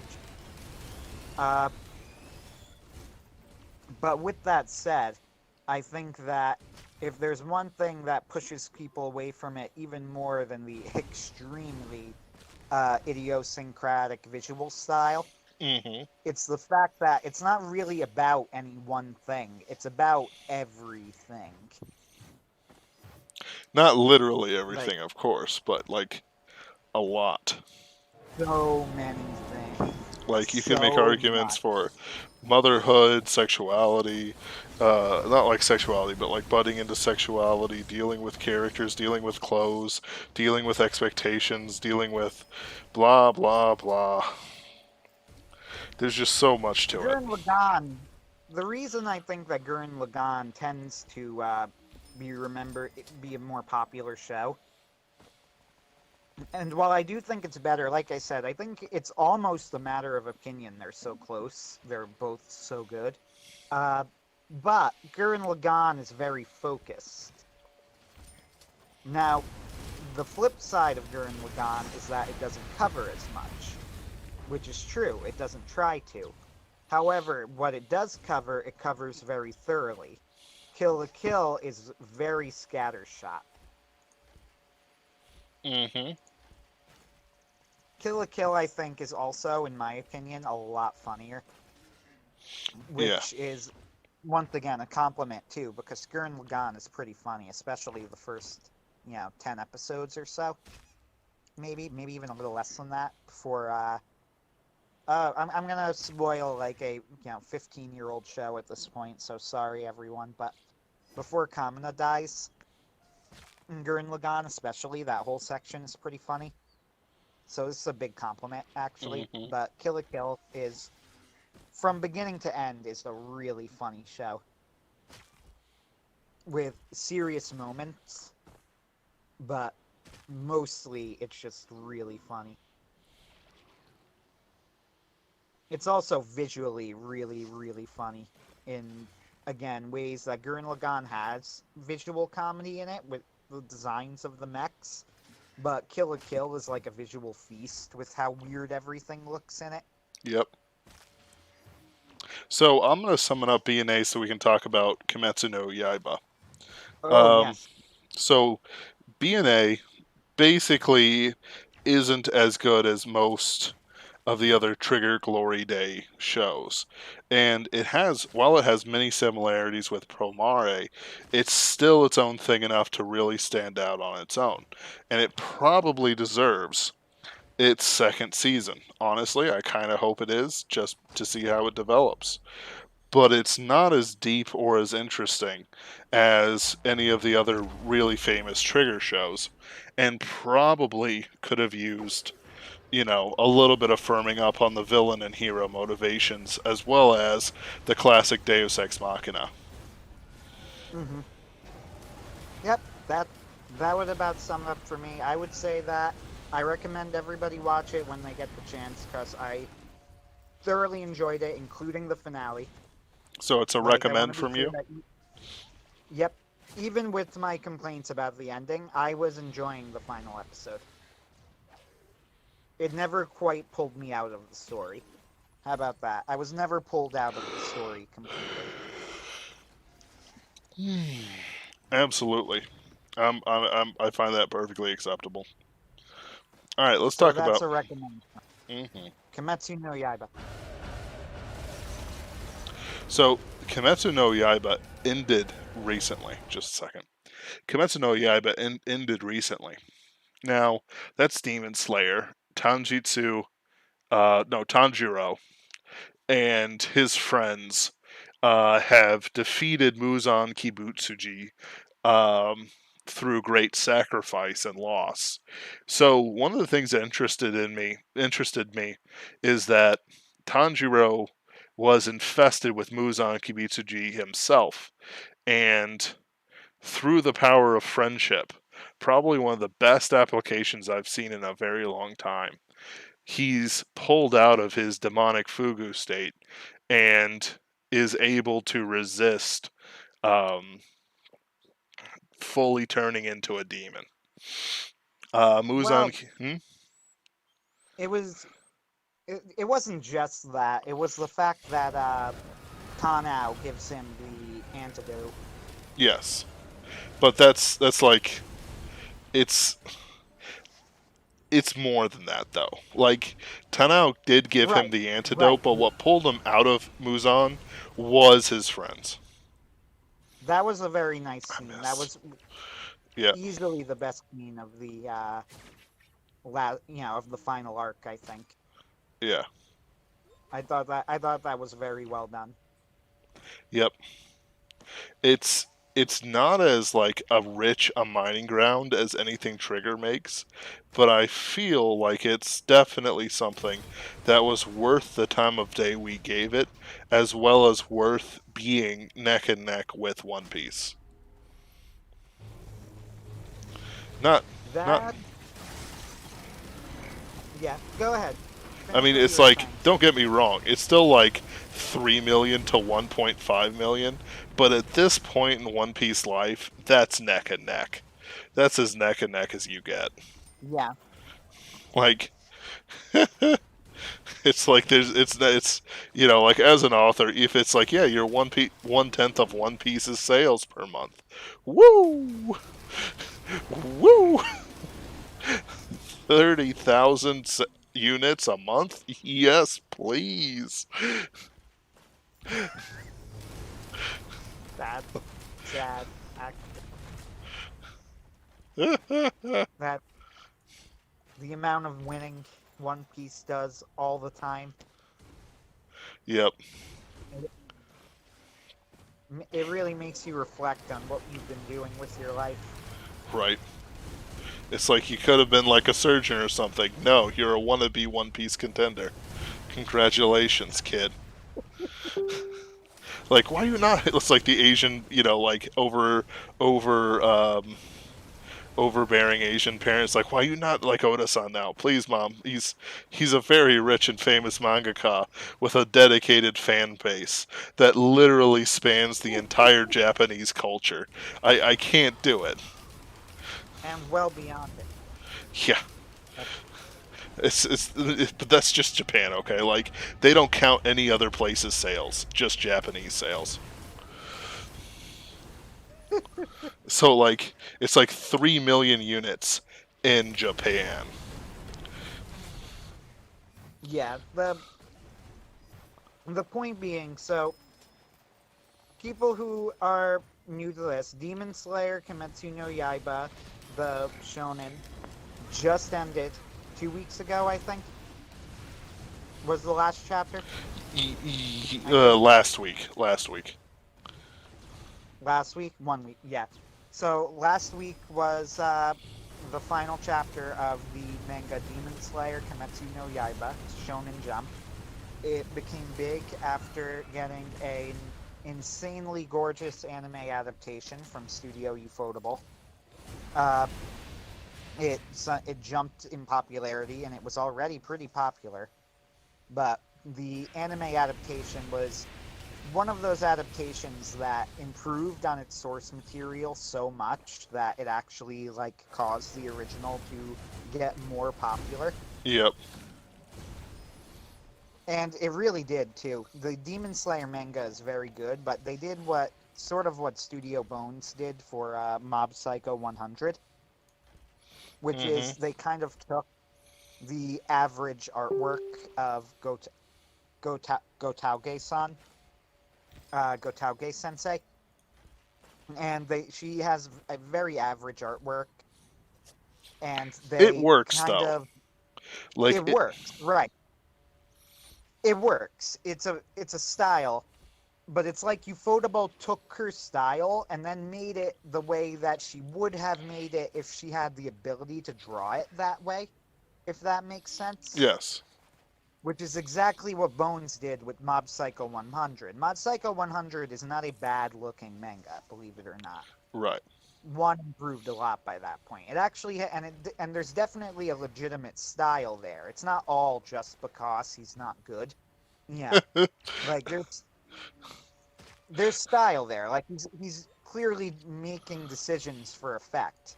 And Studio Bones, when they made the Mob Psycho 100 manga, it sort of looks like what you think that one wanted it to if he had the ability to make it look that way. That's the Right. impression you get with Demon Slayer's adaptation. It's an incredible adaptation. It really is. It's one of the best adaptations. Again, like the only other one I've seen comparable in terms of both staying faithful to while at the same time improving on its source material is Mob Psycho 100. It's a 1 in a million shot that you're going to get something like that. So after the anime came out and it made it jump in popularity, it's also how I started following it a little bit closer. Hmm. The manga ended last week. The final chapter came out. By the way, and it And wasn't because sales were bad. It was the legitimate end of the no. arcs. Like the story came to Oh, its yeah, end. no. It ended at the top of its game, or at the very least, it ended while it was at, it had enough life in it to go for as long as it wanted to. Hmm. Now, the question is, does it deserve to be as popular as it was? And if you were to ask me, I would say that I do not think it is as good as the very best manga currently running. One However, Piece. well, you laugh, but the other stuff that was on around the same time, Silver Spoon is not a battle manga, but it's a manga running at the same time. But also, My Hero Academia, which was It's one thing true. that we mentioned we were going to discuss that specifically, and there is actually a good reason for that too. And there's more to discuss with MHA. There was something else I wanted to bring up with MHA, but a little bit later.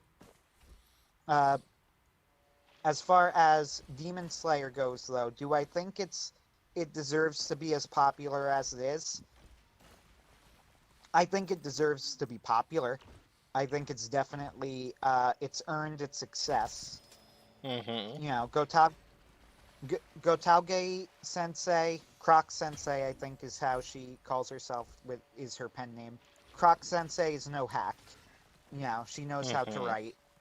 She knows how to draw. And it deserves saying that like manga artists like her and One Piece and Ichiro Oda, the creator of One Piece, you can be Hmm. sure that they didn't take a ticket and then just immediately gain all their success. Like it's one of those things. It's wholesome good work. Yes. So I know that a lot of the fans, by the time we reached the end of Demon Slayer, I know a lot of fans were very unhappy with the last chapter.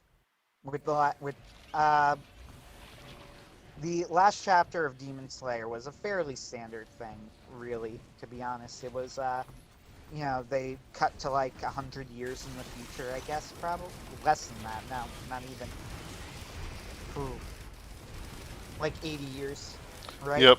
It's explicitly their grandpa. Is he?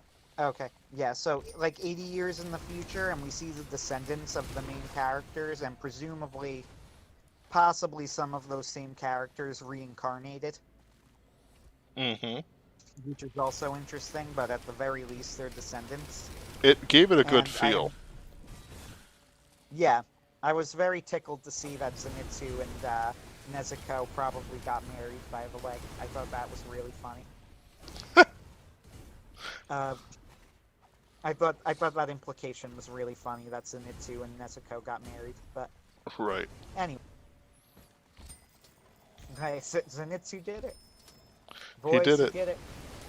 He did it. A brother got out. Anyway, got out of that friend zone. Oh. Boys, he did it. No, but that did make me laugh though. I know a So, lot of the fans so this were a I lot gotta of the tell this hardcore story. fans. Hold on.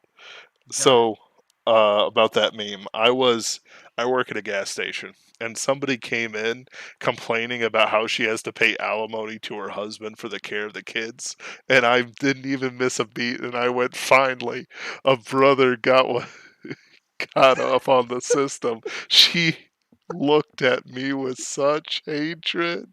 Oh, it's like, I'm what? laughing way too hard right now.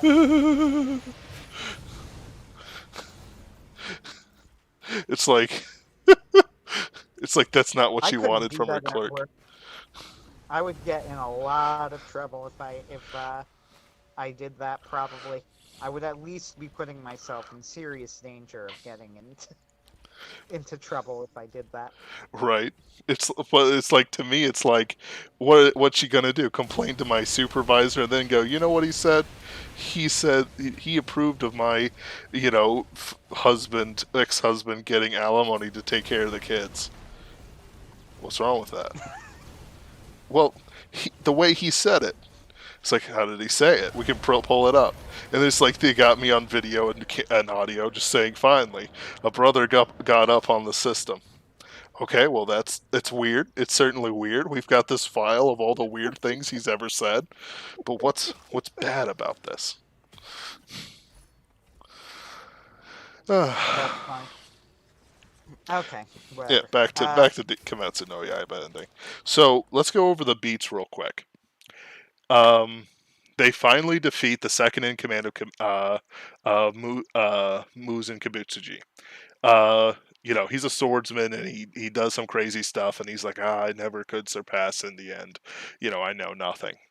Then we set up for Muzan, who's fighting Tanjiro and a bunch of other pillars. Not that I think Tanjiro is a pillar, but it doesn't matter. So, He might as um, well be. he might as well be at this point. Pillar of the Sun or something. As I understand it, I haven't actually read between the ending and where the anime stopped. So, um, uh, Muzan is poisoned by Tanao, who's a demon turned doctor and is one of the few people who really handle Muzan's control and can make her own demon too, even though she only made one. She poisons Muzan. I think she sacrifices herself to do it. Muzan, in turn, is defeated through a bunch of stuff. He turns into a giant baby and a couple of other things, and is broken apart in the sun. But he infects Tanjiro with himself and offers him ultimate power and immortality and anything an average person could ever want. The problem is he didn't choose anyone with like those type of insecurities. He chose Tanjiro. Tanjiro is infected for a while and goes berserk. Some people hurt themselves trying to save him. His sister is in the end able to pin him down by her mere presence, and he defends her even though he's not really conscious of it. By the end of it, though, he answers the calls of his friends and is pulled out of the flesh sea that is Muzan Kibutsuji and into himself again, leaving Muzan alone in some sort of like netherworld thing in his soul, which was like a pretty good ending as well as pretty decent art if I'm being honest. Yes. Um so because of that, Muzan is defeated. Everything is peachy keen. Everyone gets to dance with all the girls and stuff like that. Um, feast and everything. And then like anything else beyond that is literally just them wrapping up loose ends of the plot, which are basically, wow, we can finally disband, and so on and so forth. I think that was pretty much it, honestly. Yep. Now, it sounds relatively simple, even the flesh baby and the flesh sea, but it hits to the simplicity of both Muzan Kibutsuji and Tanjiro, who are deceptively simple characters. Like, even though Muzan is the main villain, he's not really complex compared to like Blackbeard or Akainu in like One Piece, or Shigaraki and All for One in My Hero Academia, to put it against its peers within its own generation. Though I would also say that like things like Naruto, like Muzan is a bit more complicated than Tanjiro is a bit more complicated than Naruto, as well as more interesting in general, honestly. That like the equivalent characters are more interesting in Demon Slayer than Naruto. Yeah, the Demon Slayer, here was the impression that I got from people, and I'll go into more like my overall opinion on the series, which is positive, by the way. Mm-hmm. The fans that this is the reaction I got from fans from the final arc, and then specifically the final chapter. The hardcore fans of Demon Slayer on the forums that I was reading, they seem to be fairly disappointed in the final arc. They thought it moved too quickly. That it was too sudden, and I don't really think that they liked that Demon Tanjiro was resolved so quickly. Which I find weird, but because it's like it's something you either do now or you draw out the series way longer than it can bear. Yeah, I did not have an issue. Actually, what I thought was going to happen, and I'm glad that she didn't do this, though it wouldn't necessarily have been awful, depending on how well she wrote it. I thought that Tanjiro as Demon was going to kill Kanao when she injected him with the cure, and then he would turn human long enough to say goodbye to Nezuko, and then he would have to commit seppuku. You see, I don't know. Like, they didn't really have characters commit seppuku, except for one. Sure, but they made it. That was like a big thing. If you are a demon and you kill someone, then you need to die, and the person responsible for you needs to die. So if Tanjiro as a demon killed someone, then he would have to commit seppuku. But they didn't do that, by the way. They did so not. To be clear, this is literally entirely hypothetical. The story already ended. That's not what happened. But I thought there was a chance it was going to go that way. I thought that he might end up killing Kanao and then killing himself. And there's my first, not exactly a critique, but kind of sort of a critique of Demon Slayer that I have. Demon Slayer pretends it is very brave about killing people when it is not. What do you mean? I haven't heard this take before. Sure. One thing that you hear all the time with Demon Slayer, among its fans anyway, like the hardcore fans, is that they kill everybody and everybody dies, But I've reached the end of Demon Slayer, and nobody died. And what I mean by that is, I know what you're going to say, but think about this for a second. No, what do you think I'm going to say? I think you're going to point out to all the dead pillars. You see, I'm not. Though, as when I saw the Oh. pillars introduced, I automatically thought, well, these are characters probably going to die. You see, they didn't kill Tanjiro's water pillar superior, Giyu. No, they didn't. So, in other Exactly. words, he was the only one with a character and a backstory. They Exactly. existed to die. That was my whole point. What I was gonna say is everybody goes into like to kill off everyone. Demon Slayer doesn't kill off anyone. Tanjiro survives, Tanjiro's potential love interest survived, and she's not even a major character, really, but she was the only potential love interest, so she survived. Giyu survived. Uh, Nezuko, Inosuke, Zenitsu all survived. So that's everybody in the story who mattered from the beginning is still alive at the end of the story. Which is the Yes. first thing where people go like, oh man, it blows my mind how many people she killed. And I'm like, she didn't really kill anyone. I mean, don't get me wrong, she has great Like, characterizations, even for people she intends to kill. But the thing is yes, that, like, yes, to she is. She does. anyone who's like been around the bend long enough, like these characters had death flags the size of Death Stars. That people were going, that's no death flag, that's a moon. You know, like it's I'm sorry, that's no moon, that's a death flag. Like, you know, they're like, so here's the hottest take on Ruby's character progression.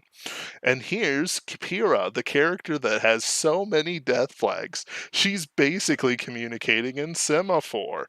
And I it's will say this. How is he was Giyu right. alive? What's that? Giyu's got it. Like, how is Giyu alive? I know. Like, I'm amazed he made, like, because you mentioned he was the mentor, kind of, or the, Superior. water superior of Tanjiro, and you're absolutely right. And normally, that would mark you double for death. Right? Because It's like that means you have a two-fisting the successor. semaphore flags. Yeah, because you have a successor, right? Yeah. Tanjiro is his successor, which means, theoretically, he is expendable. Yes. Which is great and all, but he somehow, son of a bitch, Giyu made it to the end. They were, and talk about death flags. Like every scene he's in is practically a death flag. Right. But he made it, and I'm glad because I liked Giyu. Yeah, he was He's a good character. Yeah. I was happy he survived, but I was like, I cannot believe this dude made it to the end. It's like, look Like, at him. everybody else he knew died except for Tanjiro. Right. It's Poor like, guy. I guess Tanjiro's still around for him though, so it's Yeah. not that bad. He's got a bro. and Tanjiro is like the ultimate bro. Now, I thought they were gonna kill, like, at least somebody. I figured she was gonna kill either Zenitsu or Inosuke, though, and there is, by the way, one very great scene. I liked it a lot anyway, at the end of Demon Slayer, after Tanjiro turns into a demon. When Yeah. they cut to the flashback of I don't know if this was actually, by the way, since I hadn't read the whole manga, so I don't know if this scene is actually in the manga or if she just made it up in the moment, but either way. They cut to the flashback of Tanjiro saying if any of them turn into demons that they'll agree to kill each other. And Inosuke has the blade at Demon Tanjiro's neck, and he can't bring himself to stab him because he's remembering, like, all of the times, all of the adventures that they've been on. And that, I actually thought that was a really effective moment, and it's doubly effective because of how much character growth it represented for Inosuke. Yep. That he would be willing to do that. So I thought that was a really nice scene. I mean, you laugh because it sounds very corny, but you know what? It worked when I read it. Yep. I was moved. I was definitely moved. I went, "Aw." It's like when I read it.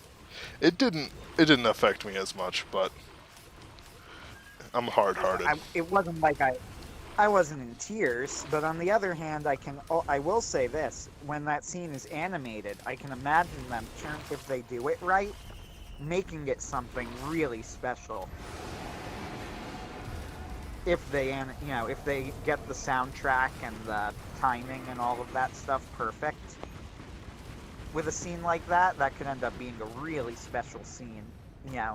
Inosuke rushing to kill Tanjiro, but with the blade at his neck, unable to bring himself Yep. to strike the killing blow.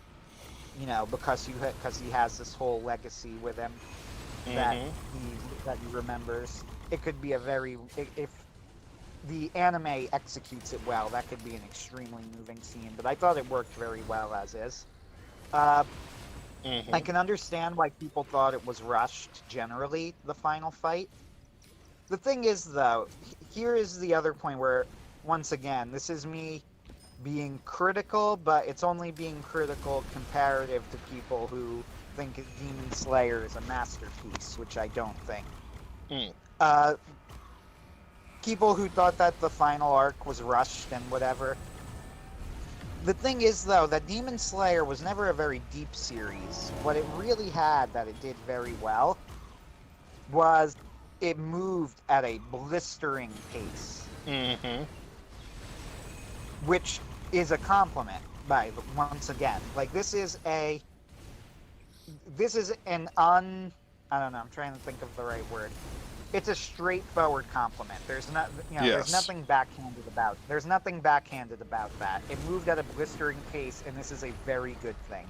In fact, I would say pacing is the one thing that it absolutely does better than My Hero Academia, which I think, and I'll probably get to it later, is an overall better show in manga, at least.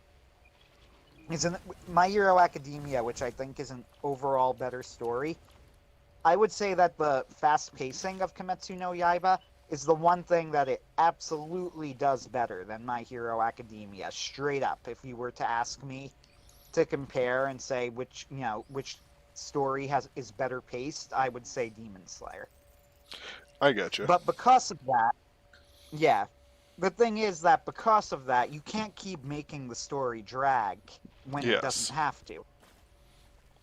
Once you started that final conflict with Muzan, you had to end it with that conflict, if that makes sense. Yeah. Like, you can extend the conflict. Like, he can escape to try something, only to be brought to an even more dramatic place, wherein he'll be, slain by the heroes. But it's literally only one escape, allowed. Yes. And she killed him in the middle of what could have been that escape.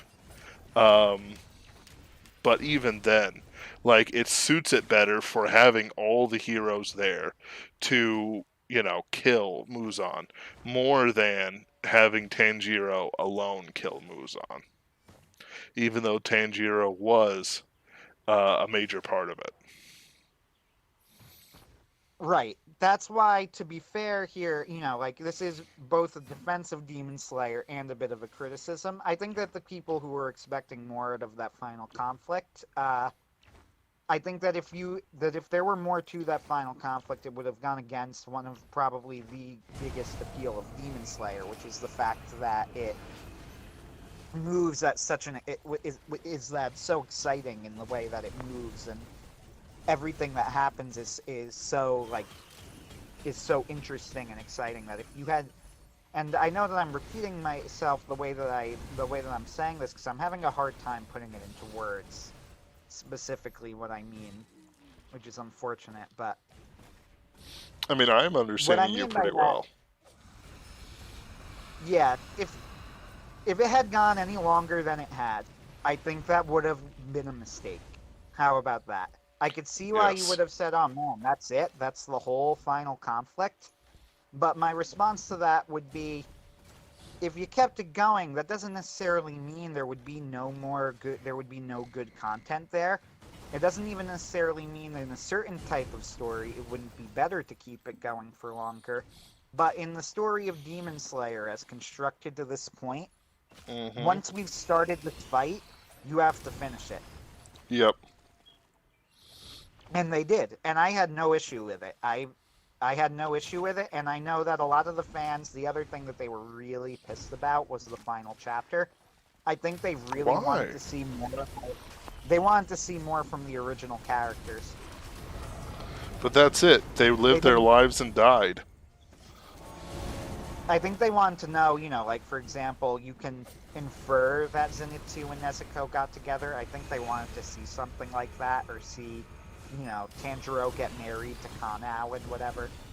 I also Hmm. saw one person said they didn't like that them referring to Zenitsu's memoirs as, stories, and that I kind of get, but I also think Yeah. that's pushing it a little bit. I think I don't think you're supposed to get that, nobody believes anything that happens so much as she was using a standard trope. Yep. She was just using standard tropic knowledge to show the passage of time. Well, the thing is I don't that think she like was. demons weren't exactly public information. Right, Tanjiro was from the mountains. The demons invaded through the mountains. Muzan was unusual for being in the city in public. Hmm. Tanjiro's family and all of them, the demons would go through the mountainside, so you're right. Yep. Uh, I think she was just using standard tropic knowledge, Hmm. Enough time has passed that could be seen as fiction now. It's just supposed to show the passage of time. I don't think that you're really supposed to get anything else out of that. Yeah. But besides that, I like the final chapter. Yes. It was satisfying. Um, quite frankly, everything what like so I know this sounds weird, but some of the highest praise I can give something is that everything was exactly what it needed to be. Yes. And that sounds like it's pretty damning or even very faint. But the thing is that there's no pretension. There's no crazy wacky thing happening. There's no Deus Ex Machina. Literally everything was set up, and she brought it all together with a very fine twist that satisfied the mind, body, heart, and soul, which is honestly more Right. And I important guess for that's an author than anything else. And I guess that's my final, my final opinion of Demon Slayer. First off, Demon Slayer as an anime, I very much look forward to seeing if Ufotable's going to keep doing it, because if they're going to keep up the type of quality that they gave us with season one, then we're going to see something special.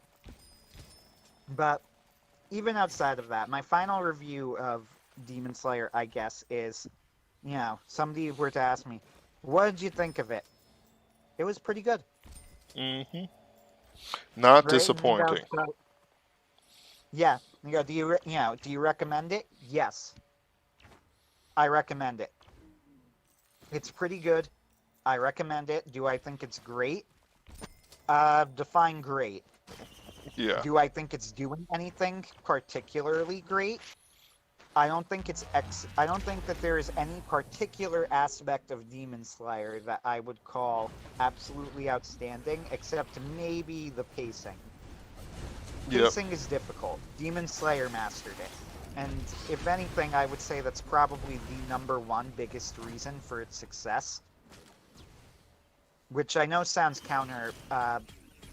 That once again, that sounds like it's damning with faint praise, but it's absolutely not. What I am saying is it does everything well, but the pacing is so good it makes it seem better than it actually is. Yep.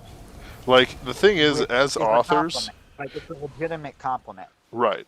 Like the thing is that as authors, we see things in certain ways and with certain ideas, and it even if we say like here's the thing: if someone goes into your house and says, "Hey, you've got a," I went to the basement bathroom because the other one was full, and you've got a really good foundation. The house is pretty nice. It's a good house, but that foundation, wow, I've never seen one better. Like, it's a weird compliment, but it is like you should take it 100% as a compliment. Yes. if I am saying everything that you've done is good, that's already a compliment. If I'm saying everything you've done is good and also you have paced your story exceptionally well, then I have just paid you an incredibly high compliment. Yep. That, like I said, I think that, in a sense, I think the fact that it's paced as well as it is the reason it is as popular as it is. Now, Mm-hmm. because it's exciting. It's always exciting. There's always something interesting happening, and the characters are well constructed enough that you are invested in them.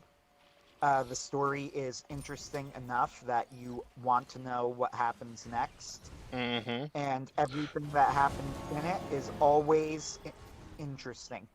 And the fights are exciting So, enough that you want to see what the next fight will bring, and what unique, right, ideas will she bring in the next installment. It's very pulpy for a Japanese piece of work, honestly. yes. So Demon Slayer, I would tell people, like, what do you think of Demon Slayer? I recommend it. Mm-hmm. I would go, like, for everything that means. I'm not going to say more than that, but I'm not going to say anything less either. I absolutely recommend it. Yep. Now, My Hero Academia, the reason that's in the title too is because there was something else that you agreed with me about this, and I thought it was actually worth bringing up. This most recent arc of My Hero Academia. I know that we both agree that this has been an outstanding arc of the manga, right? The war arc. Yes. And it is. It's outstanding. Mm-hmm. And that's what I wanted to talk about, because I've been thinking about it more and more, and everything that I do in terms of analysis. I even wrote, this was my latest article for Castalia House, was on how I do analysis. I'm always trying to figure out on why we enjoy the things we like and what makes them good. And if you want to talk about what makes something a classic and what makes something a masterpiece, is when you go over it more, and when you go into it with more detail and with a finer toothed comb, you continue to get more out of it instead of less. Mm-hmm. I think is a good example of what, if you want to say, how do you know you've reached like masterpiece status? That's at least one way to look at it. Yeah. So that was my question. With this latest arc of My Hero Academia, like, I was genuinely starting to wonder, as I was, after I got past Shigaraki's awakening in the latest arc and the chapter past that, like, has My Hero Academia reached that point? And I'm thinking to myself, like, maybe. Because it was Shigaraki that convinced me. I don't know who remembers originally, but when Shigaraki was, for the longest time in the story, and I mean a long time, Shigaraki was probably the most criticized part of My Hero Academia. Mm-hmm. It was always looked at, like fun, good story, fun characters, but weak villain. That was like the word on My Hero Academia, was weak villain, was kind of the criticism du jour for a long time. Mm-hmm. And after the latest stuff with Shigaraki, and I was just reading it thinking, like, look how far we've come now. Shigaraki is now the best character in My Hero Academia. But the remarkable, arguably, at least certainly one of them. But the remarkable part of this, what really makes this such an incredible piece of work, is that Shigaraki is recognizably the exact same character now as he was when people first said he wasn't a good character. Yep. It is clearly the same person.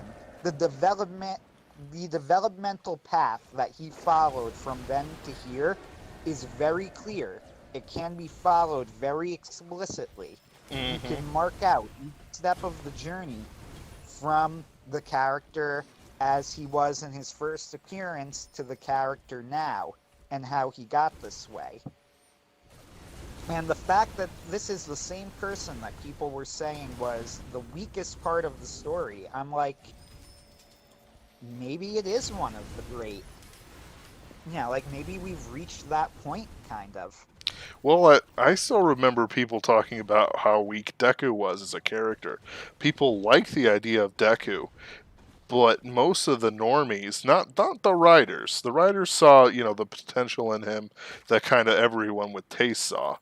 But people were like, "Oh, Deku," but then there's like Bakugo and Todoroki, and like Yeah, even that's true. you know, like there But I was, would say that Deku was more looked at as generic, where I saw people saying Shigaraki was genuinely like the weakest part of the story, where people would just say Deku was generic and you took him because he was a typical shonen. People yeah. would say Shigaraki was just kind of, whatever. Shigaraki people go, okay, yeah, their villain's weak, but everything else is great. And now, like, it's amazing how things have changed. It's like, look how far we've come. And I guess that was the real that was kind of the question that I was posing. Like, is Horikoshi now? Would you call him one of the living manga masters? Because before this arc of My Hero Academia, I would not have. You see, But here's the but thing about living masters and all that jazz. Like, you can call someone a living master, but their work has to clearly stand the test of time. And My Hero Academia isn't old enough for it. that's true. But there's a flip side here. There is such a thing as the modern masters. I would say Oda, Yes. uh, Araki. But his thing is almost as old as I am. Like, it's almost as old as I am. It's 25 years and it's gone strong. Or something like that, 24 or That's something. true, but I would say that, say, here, in my opinion, although this is definitely, to be clear, not like a slam dunk thing, but I think that the greatest living mangaka at the moment is Hiromu Arakawa, because she's not only done Full Metal Alchemist Brotherhood, she pivoted genres and did a slice of life high school story in Silver Spoon that was just as good in its own way. Mm. And Full Metal Alchemist is only from what, early 2000s to late 90s it began, early 2000s. Mm-hmm. And when did it even end? Like what? Probably ended mid 2000s, mid 2000s. Mid 2000s, because the first anime came out and had to make its own ending.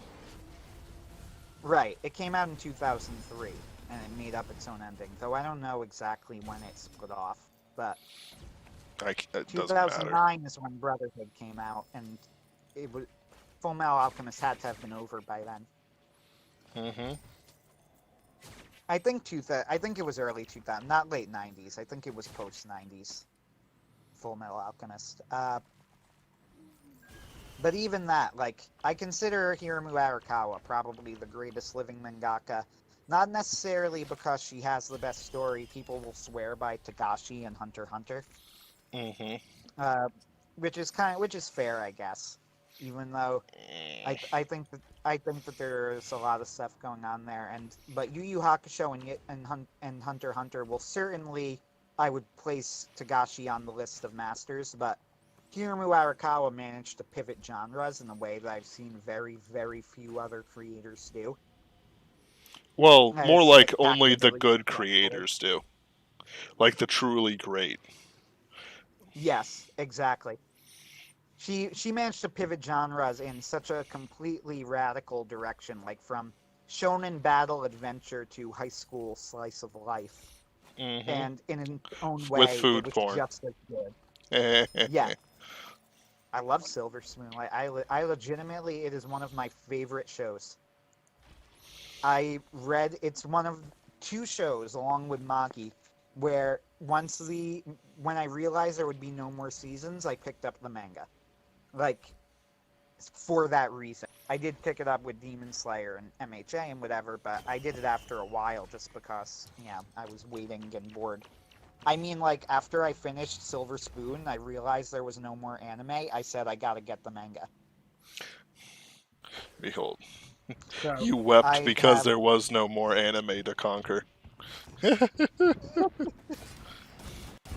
I actually still need to finish it, but she just finished Silver Spoon, like just within a month or so. All of these good stuff ending right at the same time, which actually is very interesting, because Yep. who knows what's coming next. I'm looking forward to seeing what comes next. I am. I'm legitimately interested. I really want to know what's gonna now that Demon Slayer, Silver Spoon, and all of them, Promise Neverland Yep. too, are all ending around the same time. I am legitimately curious as to what will come next. But anyway, going back to My Hero Academia, like the question that I was posing is, now that My Hero Academia has reached this point where I think it's this good, has Horikoshi reached the level where I would put him among the masters? With Araki, with Arakawa, with Tagashi, with Oda?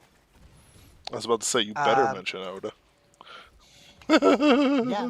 Oh no, I'd mention Oda. Yep, yep, Look, yep. One Piece is not my personal favorite, but I am definitely an honest enough writer to know to separate my personal tastes from the objective quality of One Piece, which is outstanding. And I enjoy it. I've been reading One Piece steadily, yeah, and I enjoy it. But probably the creator of Berserk, even though I haven't read it. But everybody you know, they are just over the moon about it. They really love Berserk. That's one of those shows. Oh, I missed something.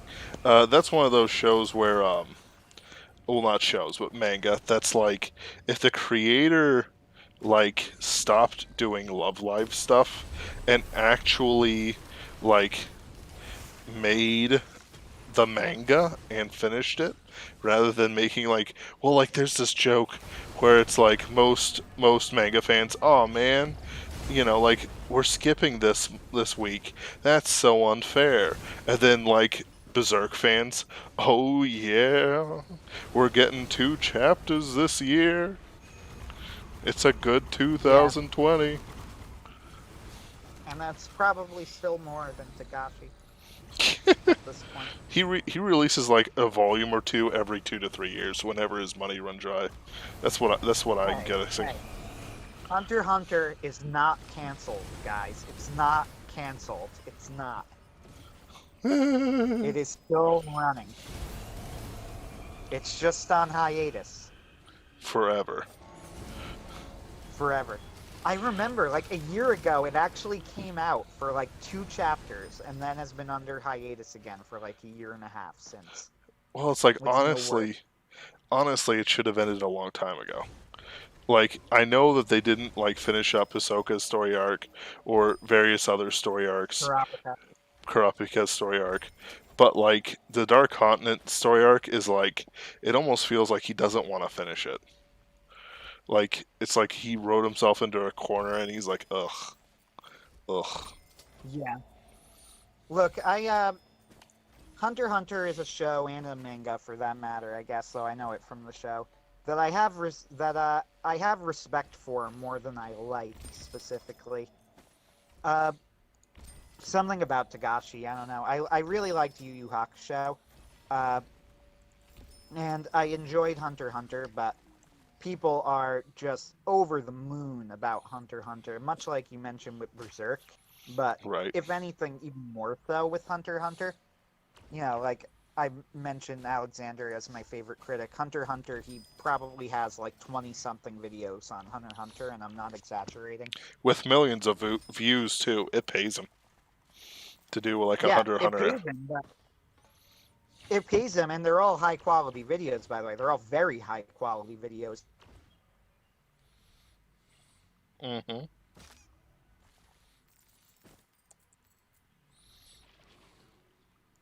You there, Anthony?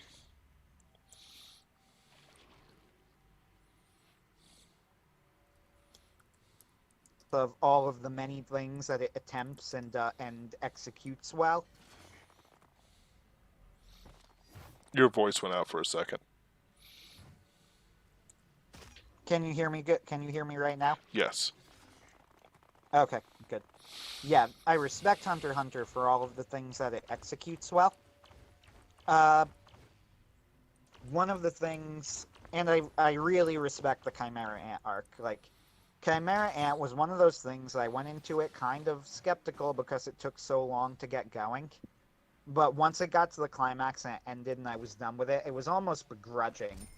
Where I was like, oh, okay, yeah, that was really good.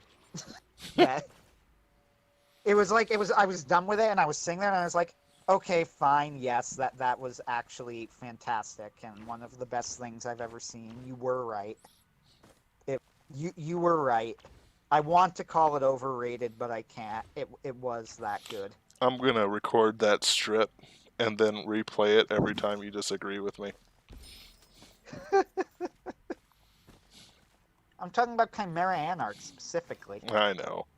I'm just messing around, but it's the That it was one of those things where like, because everybody was telling me how good it was, and at the time I thought Hunter x Hunter was pretty good, but I had kept up with it because everybody promised me how good Chimera Ant was, and Chimera Ant moved so slow and took so long to get going, but it builds into this magnificent climax with these unbelievable fight scenes and all sorts of good stuff going on. Then by the time it was over, I had been kind of bitching about it for a little bit, and then when it ended, it was almost like I sat there for a while, and I said, okay, fine, I admit it, that was actually as good as everybody said it would be. That it actually was like a masterpiece. It was as masterful as everybody promised. yep. Now, My Hero Academia, on the other hand, was a show that, and again, it's a show and a manga that I used to agree with people where I would go, it's good, it's very good even, but I would probably stop short of calling it a masterpiece. I always thought it was a little bit better than Demon Slayer, but I only ever considered the idea that it might actually be great and Horikoshi might actually be great come the war arc. The reason I think that it's always been better than Demon Slayer, mostly, is that My Hero Academia is a pretty generic, right? And it absolutely Yes. is. And there's nothing wrong, and there's, I've had conversations with people about this, and I've insulted people by calling Demon Slayer generic, and I've insulted people by calling My Hero Academia generic, and my response was, you're putting way too much stock into the term generic. Like, Yep. you misunderstand me when I say generic. Right. I'm not using generic as a synonym of bad or as a synonym of uncreative. I'm using generic to mean exactly what it means, which is there are a lot of stories out there that are like My Hero Academia and Demon Slayer. Mm-hmm. For that matter, I would have called Hunter x Hunter generic up until the Chimera Ant arc, which is the first time we see them pivot to do something that's genuinely I've never seen done before. What, the villain but up arc? until that point, what? The villain arc is what you're talking about. No, Hunter x Hunter. Oh, excuse me. Chimera Ant. Yeah. Now, My Hero Academia, I would still say, I would call it pretty, it's a generic shonen in the sense that everything about it is something that people have done things like it before. Once again, same with Demon Slayer. The reason that I think that My Hero Academia has always been better than Demon Slayer, in my opinion, at least, but I think it's supportable, is that I think that My Hero Academia's biggest strength has been its characters from the beginning. And Horikoshi has only got better at character writing as the story has gone on. Horikoshi is really, really good at writing original and writing original and well characterized characters. So Deku is an example there, in the sense that Deku is not an original character. at all. He is definitely not original, which is one of the things people who criticize the show like to point out, and I'm not going to disagree with them in that sense. Right, but they say it What- like it's a bad thing. Yeah, it's not. What Deku is not is original. Deku is a lot like a lot of other shonen heroes. However, what Deku is extremely well characterized. Yep. Like, extremely, to the point where I think it's actually really impressive how well he's drawn as a character. Like, characters like Hinata from Haikyuu, for example. Hinata is fine in Haikyuu. He's a he's a very Deku-ish character. What does he want to be? He wants to be the very best, like no one ever was. He wants to be the ace. But, like Deku, Train for to whatever reason... spike them is my cause. Volleyball. Gotta Right. spike them all. You and me. I know it's my destiny. Volleyball. I'm thinking about Jonathan Young doing it with the original singer. Right, They please. did a metal version of it. Ooh. Jonathan Young and the original singer did a metal version of it. They need to find whoever did the One Piece for Kids dub song and do a metal cover of that with them. Yeah, but everybody pretends that song was bad, even though it's not. It's Right. hilarious. Right. Honestly, legitimately, people say it's bad. I don't know why they think it's bad. I think it's just, it is what it is. Yep. I don't know. Whatever. That's completely off topic, though. Totally worth it. But where I'm going with this is Hinata is a character who, in fundamentals, is very similar to Deku. He has a goal, a very lofty goal, but he can't reach it because he doesn't have the physical capability, the physical ability that somebody who would normally be achieving that goal would need to have. Right? Deku is but he's going to work as hard as he possibly can until one day, against all odds, he can achieve that goal. Yes. I've just described every other shonen protagonist. Yes. Right? So why is Deku any different? And the reason that Deku is different is because Horikoshi does the work with Deku. Yep. Now, Hinata and Haikyuu, Hinata's a good comparison in this case, because Hinata is in that mold. Yes. Right? And Hinata from Haikyuu is a fine character. And I really don't mind Haikyuu. I don't think it's a great show, but I think it's a perfectly good show and enjoyable and well-structured. Right? Yes.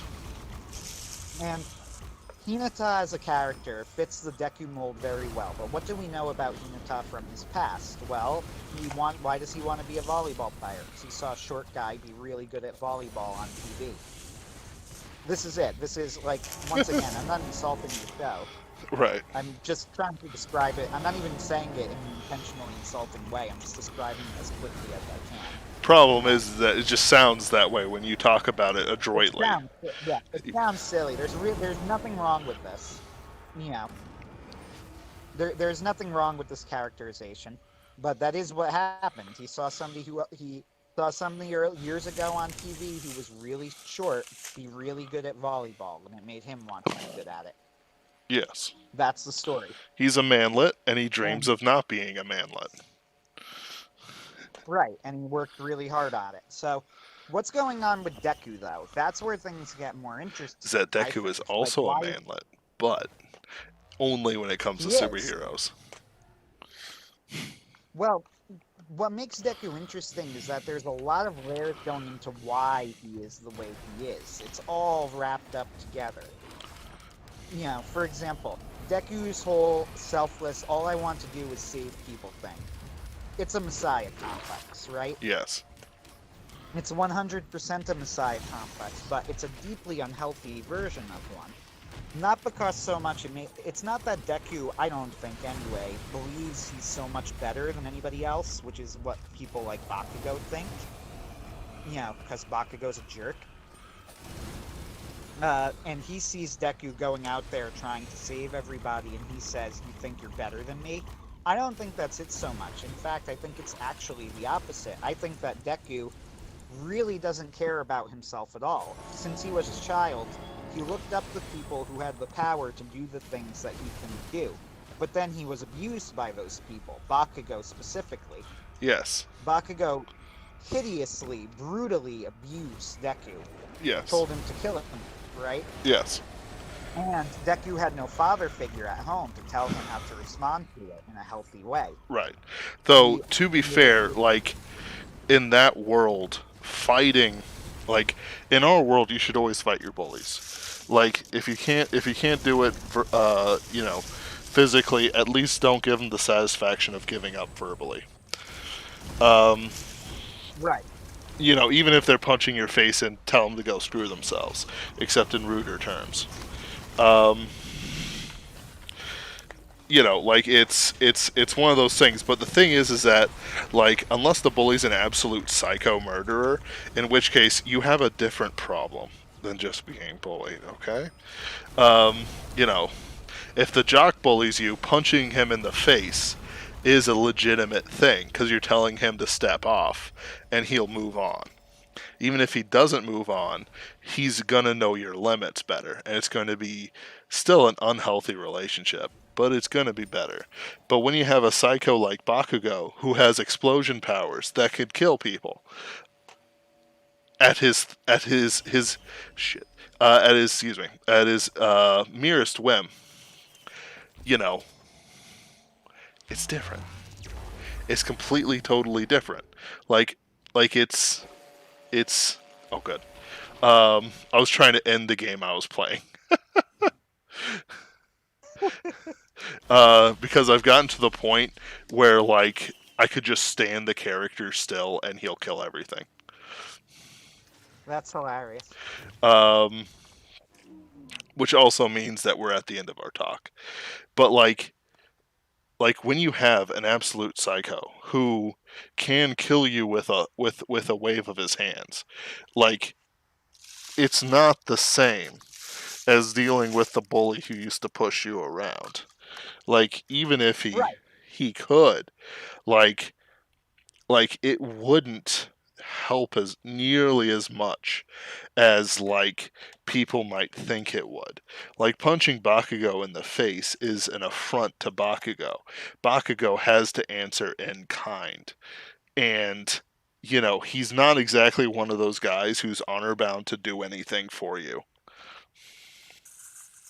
So Yeah, it's I'm gonna not end saying this poorly. to blame Deku, to criticize Deku. I was just going into it to try and go into all of the influences on Deku. So you have a point there. Yeah. It's not so much about, oh, Deku did all, Deku made these mistakes. It's just these are the influences on Deku's life. So Yep. what Deku did was he admired the strength of people who could do what he wanted to do, which is save people. Now Mhm. that's standard for these manlet types, right? Mhm. You know, so far so straightforward, but it's the fact that he was abused by somebody like this, by Bakugo, that makes him so cavalierly self-destructive later on when he becomes a hero.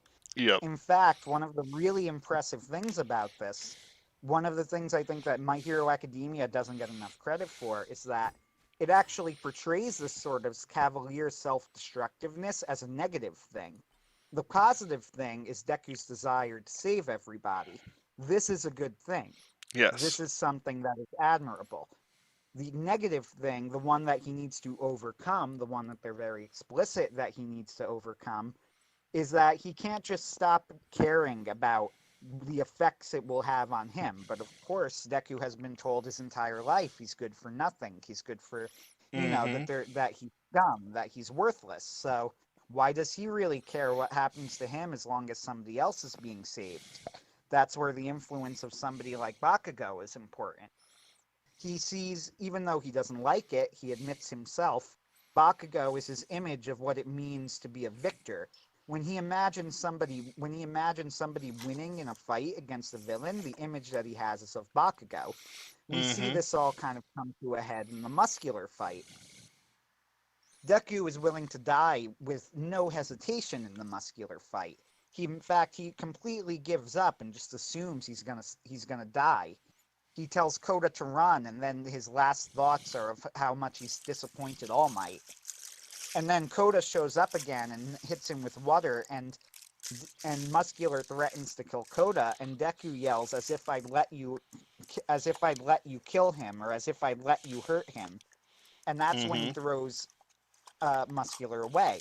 Now, the genius of this moment that a lot of people, including me, probably didn't get on a first watch is that that's actually a huge character moment for Deku. The moment here is the flip switch in Deku's head when he realizes that in order to be the symbol of peace, you can't just die for everybody that you save. You need to win the fight. Yep.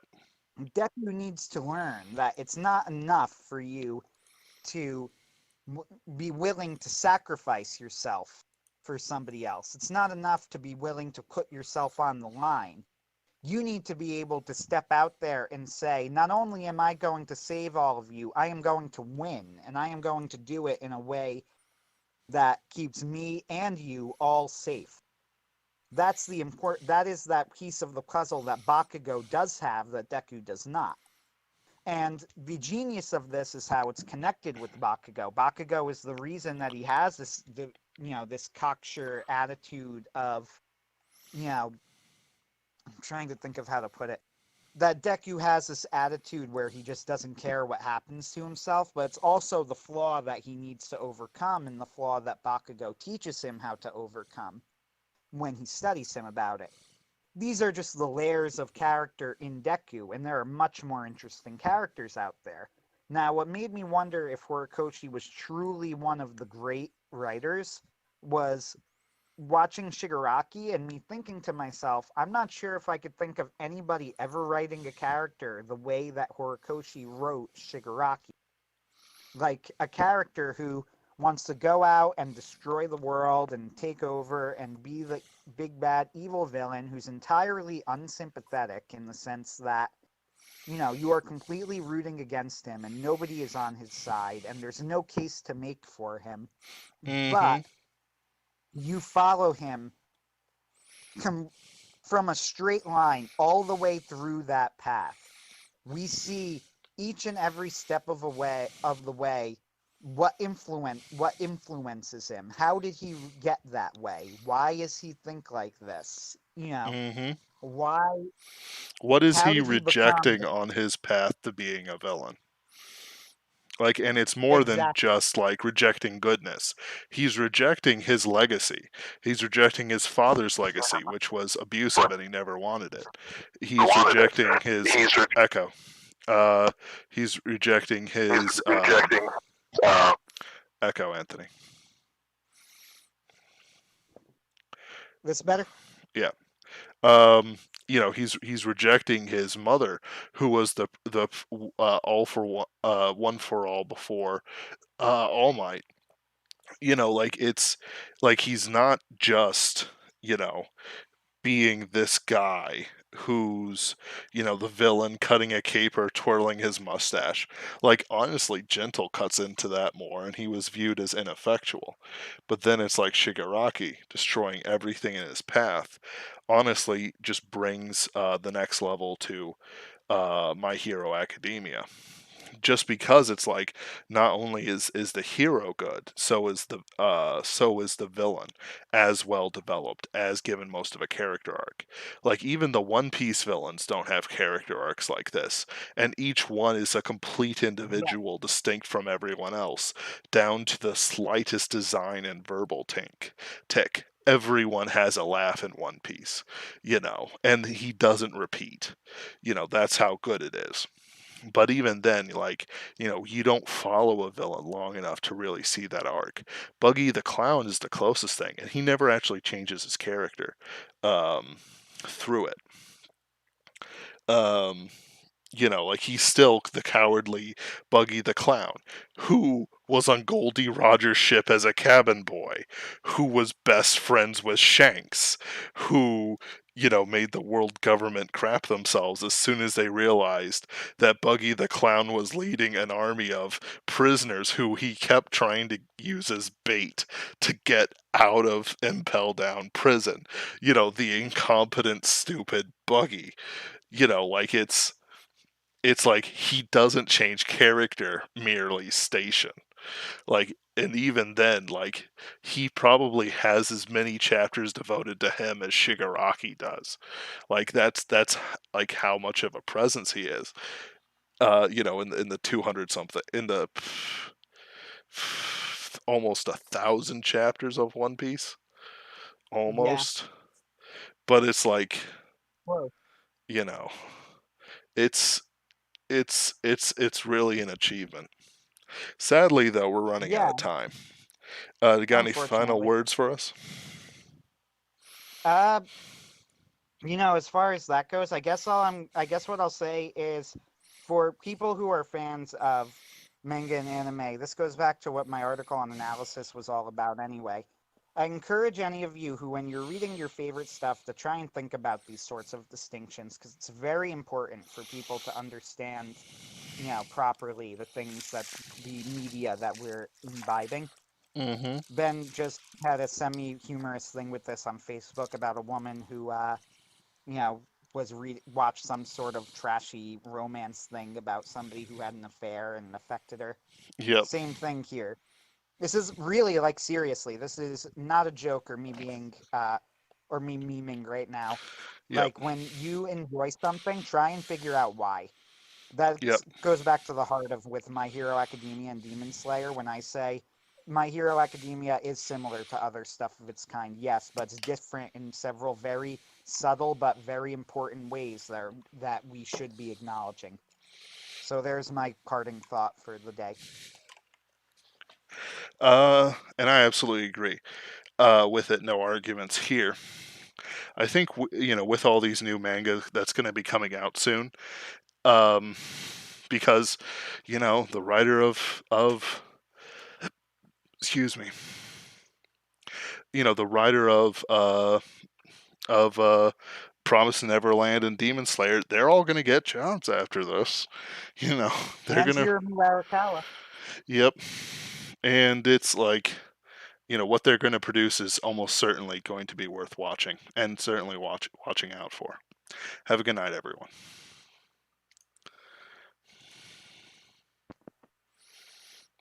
All right.